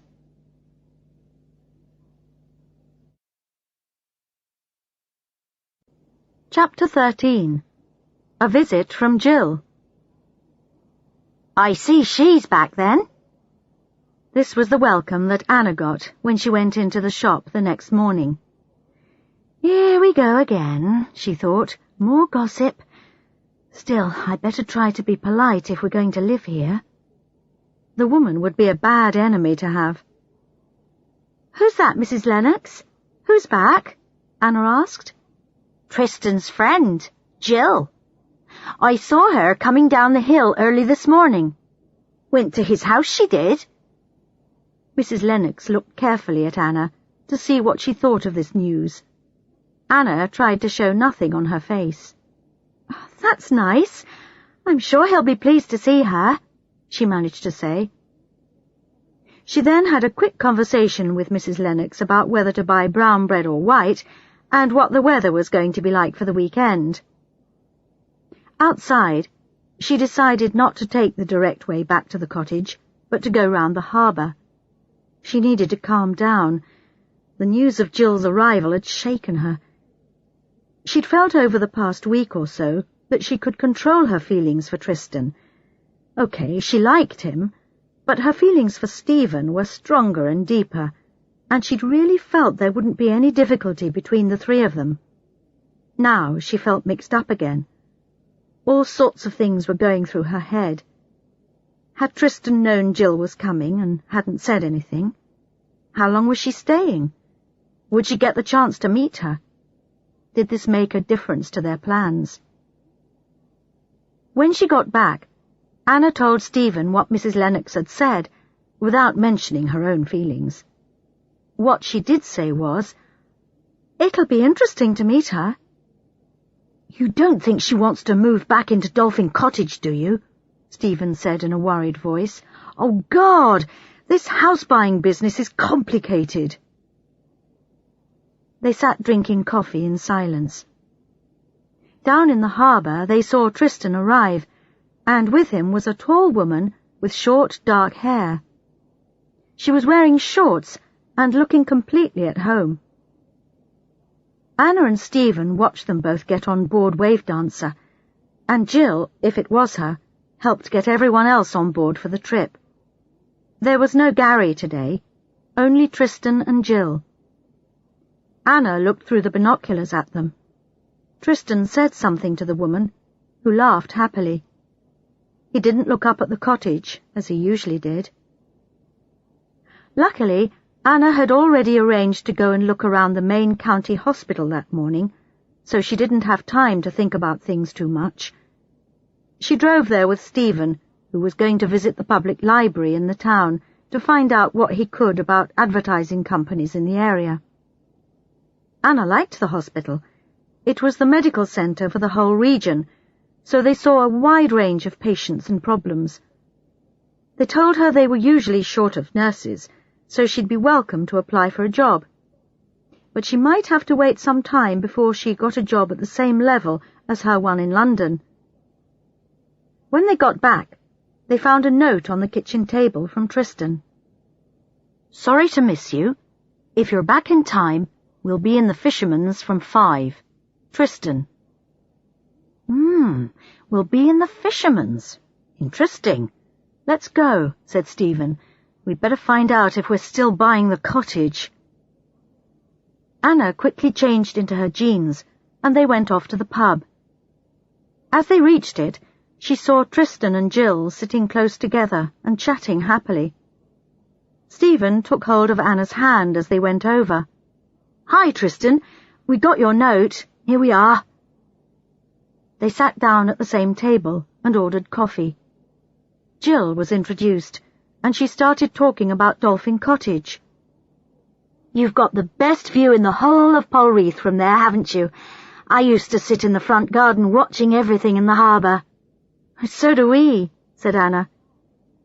She tried hard not to stare at the attractive woman sitting opposite her. "It's a lovely old place. Does the cold tap in the bathroom still make a funny noise when you turn it on? It used to drive me mad, but the owner never came to fix it." And she gave Tristan a kiss. Stephen said, "I've mended it. It doesn't make a noise now." Everybody seemed to be looking at everyone else. Jill at Tristan, Tristan at Anna, Anna and Stephen at Jill. "Oh, well, that's good," she laughed. "You sound the perfect people to buy it." Anna smiled at Stephen and thought, so he's told her, and it doesn't sound as if she's planning to move back in. Oh, good. Well, that's one thing less to worry about. "I've been in touch with my lawyer," said Tristan. "There doesn't seem to be a problem. He's going to get things started.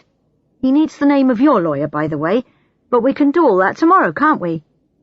"Fine," said Stephen. "Anyone want another coffee?"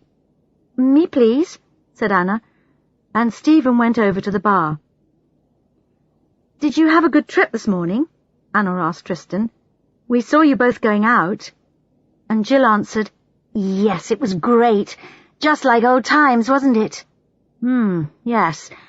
And you still can't tie a boat up properly." Tristan smiled at her. When Stephen came back with Anna's coffee, Tristan said, "Come on, Jill, we'd better go. We're going over to St. Leven for the evening." A drive in the fishy car and dinner at Gino's, I bet, thought Anna, and felt terrible. Why did he say that? He didn't need to tell us where they were going. What's he doing? Is he trying to make me jealous? "I'll come round tomorrow mid-morning, if that's all right," Tristan continued. "I'm glad everything seems to be working out well, with the cottage and everything." Later that night, for the first time in a long time, Anna turned away from Stephen when he wanted to make love. Chapter 14. Anna's Last Trip. Friday was even hotter. There was no wind, not even a breeze, and the air was still. Stephen and Anna had a swim before breakfast, then stood in their front garden with their coffee, looking around them. They were both thinking that this view was going to be theirs, forever if they wanted. There would be days in the future when everything looked as calm and beautiful as today, and other times, in the winter, when storms would hit and the sea would become frightening. Tristan came round at 11. Anna was out walking. She and Stephen had already decided that she would go back to London by train that weekend to start work again on Monday morning, but Stephen would stay on another week to sort some things out with Tristan. "You're not having second thoughts about selling the cottage, are you?" asked Stephen. "No, not really. It's a big step, though, selling a family house, isn't it?"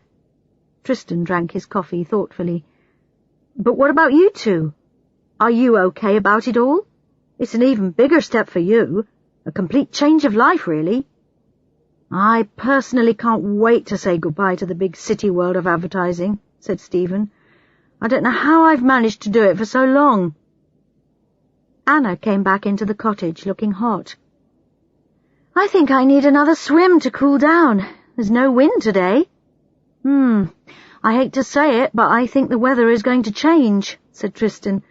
"The forecast says that there'll be a thunderstorm tonight." "Just at the right moment, at the end of our holiday," laughed Anna. Perhaps it's trying to tell us something." "What?" said Stephen with a smile. "Like there'll be stormy times ahead in our lives?" "Yeah, just like in the movies," Anna said. "A good storm is the director's way of telling the audience that something terrible is going to happen." "Well, I'm going fishing this afternoon before the weather changes," said Tristan. "Anyone want to come?" But he was thinking, not anyone, just Anna. Please. "I won't," replied Stephen. "I want to make some phone calls to the office to see what the latest news is." "You go, Anna. It might be cooler on the water, and it'll be your last chance before you go back." At 3 that afternoon, Anna and Tristan left the harbour and went in the direction of the Western Rocks. Anna was happy that Stephen had suggested she came with Tristan. She wanted to be alone with him and think things through before she went back to London. The sea was flat and calm as they fished near the rocks. "Did you have a good time last night at Gino's?" asked Anna. It was no good. She had to know. She was furious with herself, but she realized that she was jealous. "We didn't go to Gino's, but yes, thanks, we had a nice evening," he said. Anna looked at him and found him looking at her. "Jill went back this morning, to London," said Tristan. "She came to say goodbye. She's got a job in Singapore, starting next month." "Oh, how do you feel about that?" she asked. "A bit sad in some ways, but we'd already accepted that we had no future together, so it wasn't a big surprise. I'll miss her, though." Anna felt good.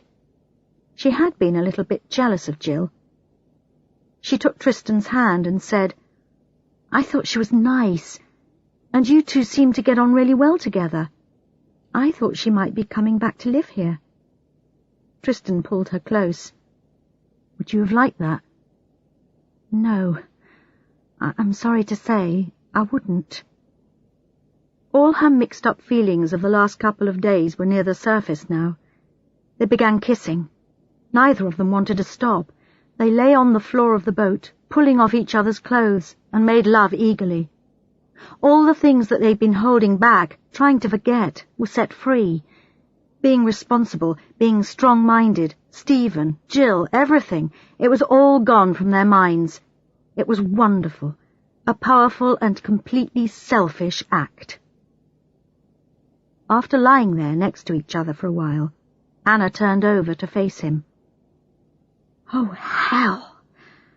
What have we done?" "Changed the rules of the game a bit, I'm afraid," replied Tristan, kissing her gently and feeling very loving towards her. "I think it was my fault. I'm embarrassed to say it. I was jealous, seeing you with Jill," Anna admitted. "I was going to say, now you know how I feel when you're with Stephen, but it's not the same. I surprise myself sometimes. I don't actually feel jealous of Stephen. Funny, isn't it? But we didn't make love just because of Jill, did we?" he asked anxiously. "No," replied Anna with a smile. "Because of us." Tristan slowly got up, looked around to make sure nobody was near, and jumped over the side of the boat. "That's fresh," he said, shaking the water from his hair. "Why don't you come in?" he said to Anna, who was still sitting on the floor of the boat, looking over the side at him. She got into the water and swam with Tristan. The water was cold and took the heat from her body. Tristan climbed back into the boat and watched Anna as she swam towards him. "You're beautiful, you know," he said as he pulled her on board. Their cold bodies touched. "Here." Tristan passed her a towel from his bag. They dried quickly and put their clothes on. "Now what?" he said, but was afraid to hear her answer. "Stephen must never know," said Anna. "We must never do that again. We can't. There's no way we can have an affair. Can you imagine in a place this size? Everyone would know about it. In fact, some bird probably saw us and is already spreading the news. To Mrs. Lennox, no doubt." Do you really think you can just switch off all your feelings just like a tap? I'm not sure I can. Well, we've got to. Reality was hitting Anna, and she was beginning to worry. Had they ruined everything? Would she be able to hide it from Stephen? Should she tell him and make him come back to London and forget about buying the cottage? Tonight was the last night of their holidays. It would be natural for them to make love. Could she do it? Anna, listen. I know the situation as well as you do. You're probably thinking it's not going to work, the three of us living in such a small place. And you may be right. Tristan started the engine. He was feeling very confused. He didn't want this to be the only time that they made love, but he knew the next move was Anna's. So he continued, You've got a choice. Go back to London and take Stephen with you and forget all about Polreath and living here, or leave things as they are and see what happens. You're going back to London tomorrow anyway. We won't see each other again until you come back. Maybe a bit of time and distance will help.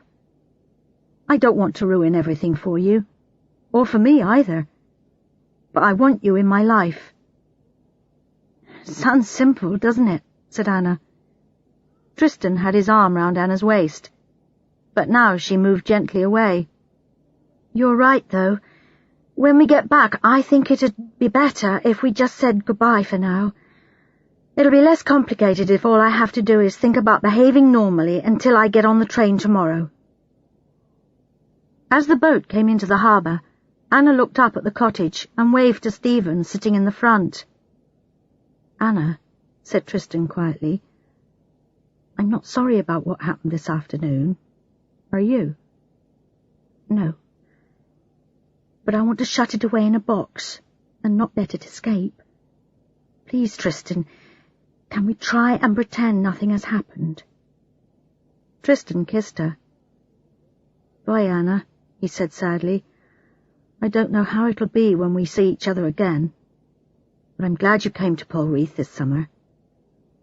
He got into his car and drove off, leaving Anna to walk home alone.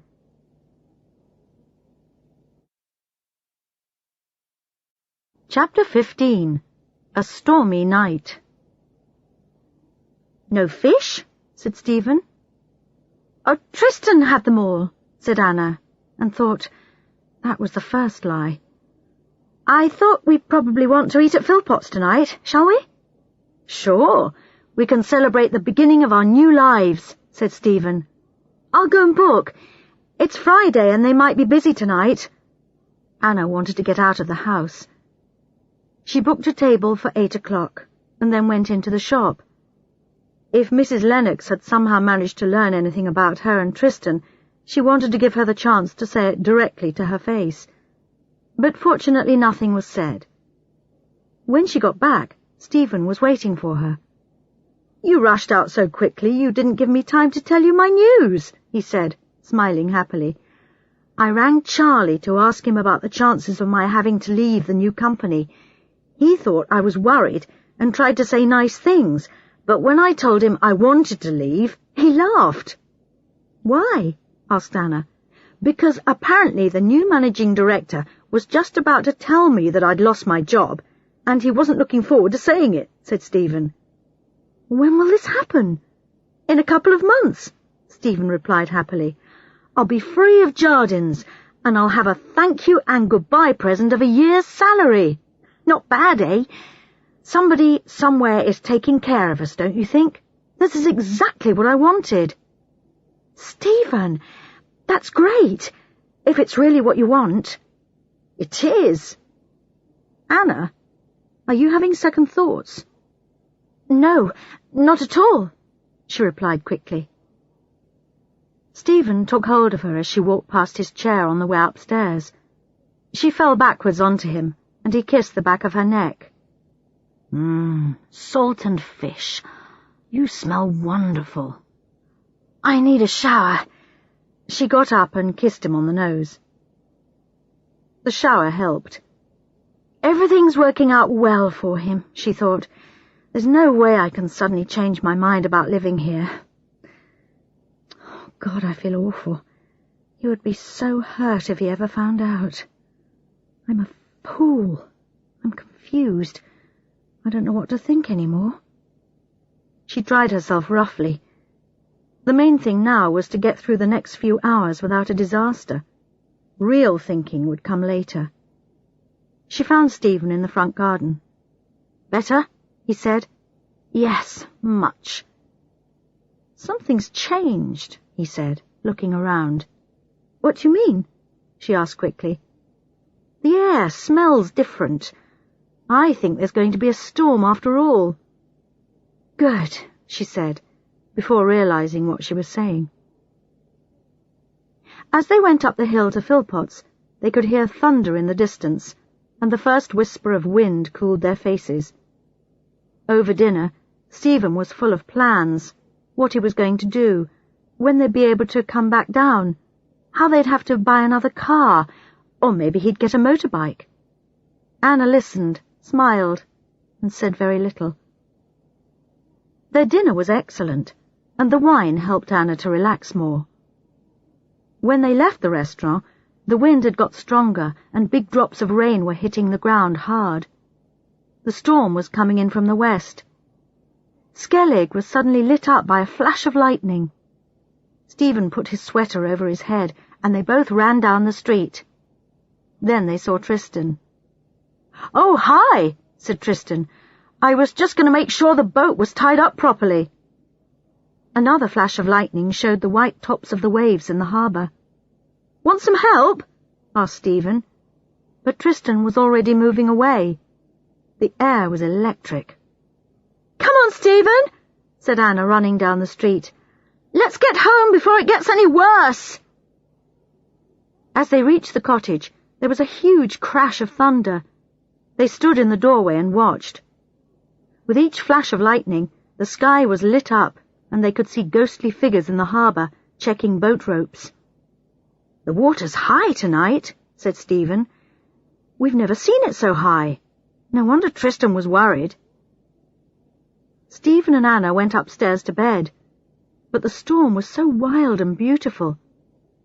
Anna stood at the bedroom window with Stephen behind her, his arms holding her close. "Next week'll be strange without you here," he said. "No, it won't. You'll be so busy arranging things you won't have time to notice. In any case, it'll give you a chance to get used to it," replied Anna. "In what way?" "Well, I might not be able to move down here as soon as you. I don't know about my job and things yet, do I?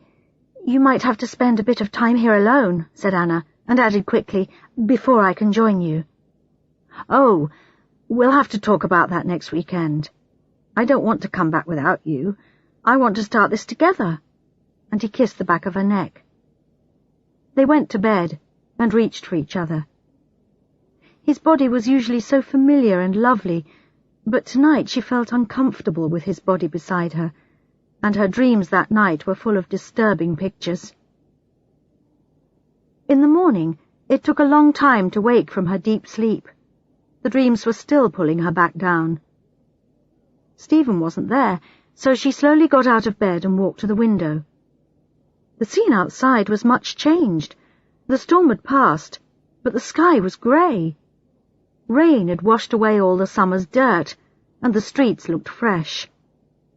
She looked down at the harbour. Wave Dancer was still there, good, but she noticed 3 other boats on the beach, on their sides. Several people were down there, standing around, including Stephen and Tristan. She turned away from the window. When Stephen came back, she was ready to leave. She walked around the cottage saying goodbye to it, wondering when, and if, she'd return. Her feelings this morning matched the sky. Stephen thought she was unhappy because she was going back to London, and she let him think that. They said a rather sad goodbye at Kingham Station. She stood at the carriage window, waving to Stephen until he disappeared. Then she suddenly started to cry. Chapter 16. The End of the Affair. Back in London, Anna tried to get herself back into her normal routine. She was busy at the hospital, and that kept her mind fully occupied. Everybody kept telling her how well she looked, and younger too, and that the seaside was obviously good for her. The routine of her familiar life helped her to calm down. In the evenings, in the flat alone, she thought about Polreath and Tristan and Stephen, and she gradually began to realize that what had happened was no more than a holiday love affair. A mixture of lots of different things had let it happen. Stephen's work crisis, her need for some sort of change, the fact that Tristan was very attractive and was attracted to her, and the fact that he was so open and easy to talk to, unlike Stephen recently, and of course the magic of the sun and the sea. But understanding it didn't make her feel any better. She felt guilty that she had started something with Tristan that she knew now she couldn't continue. She had a horrible feeling, however, that it was different for Tristan, but then he wasn't married. He had less to lose. And she was right. Tristan couldn't get Anna out of his mind. The only time he felt calm was when he went out fishing. And as for talking to Stephen, well, it was getting more and more difficult. Stephen, however, wanted to get on with the business of buying Dolphin Cottage. They had agreed on the sale price, and he wanted to pay Tristan the deposit before he went back to London at the weekend. So early on Wednesday morning, he went down to the harbour and found Tristan busy on his boat. "Morning, Tristan," he said. "Didn't see you yesterday. Everything okay?" "Yes, fine, thanks," Tristan replied, as he untied the ropes that held Wave Dancer to the harbour wall. "I'm just going to pick up the lobster pots I put down yesterday, behind Skellig." "Right. Look, can we meet tomorrow evening? I should have the cheque by then," said Stephen. "In the Fisherman's about 7, said Tristan, turning Wave Dancer away from the harbour wall. "Sorry, Stephen, can't stop to talk now. I've got a lot to do."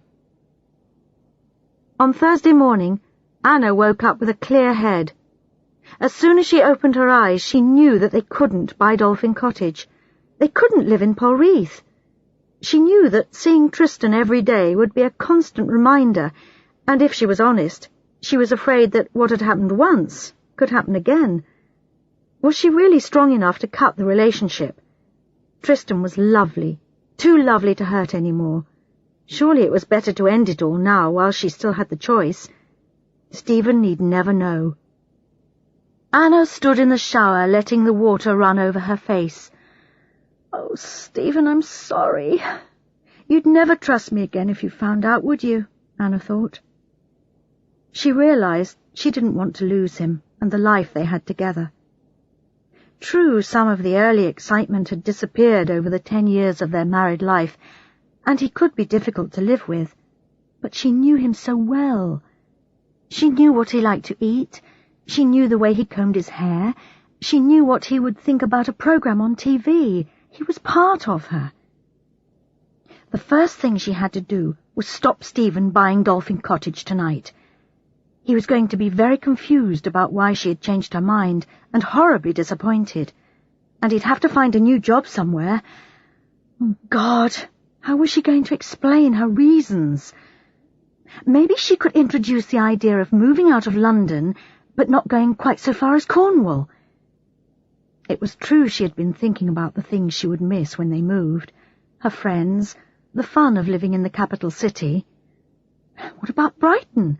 Lots of London people moved to Brighton, and she and Stephen had always enjoyed the weekends they had spent there. Just as she was walking through to the kitchen, the phone rang. It made her jump. Stephen or Mum, she thought. They're the only people who'd phone so early in the morning. Or maybe it's Tristan. Whoever it was, she wasn't ready to speak. She picked it up nervously. It was Stephen. "Anna, I've just seen Tristan. He's just told me something. We've got to talk." Anna's heart froze.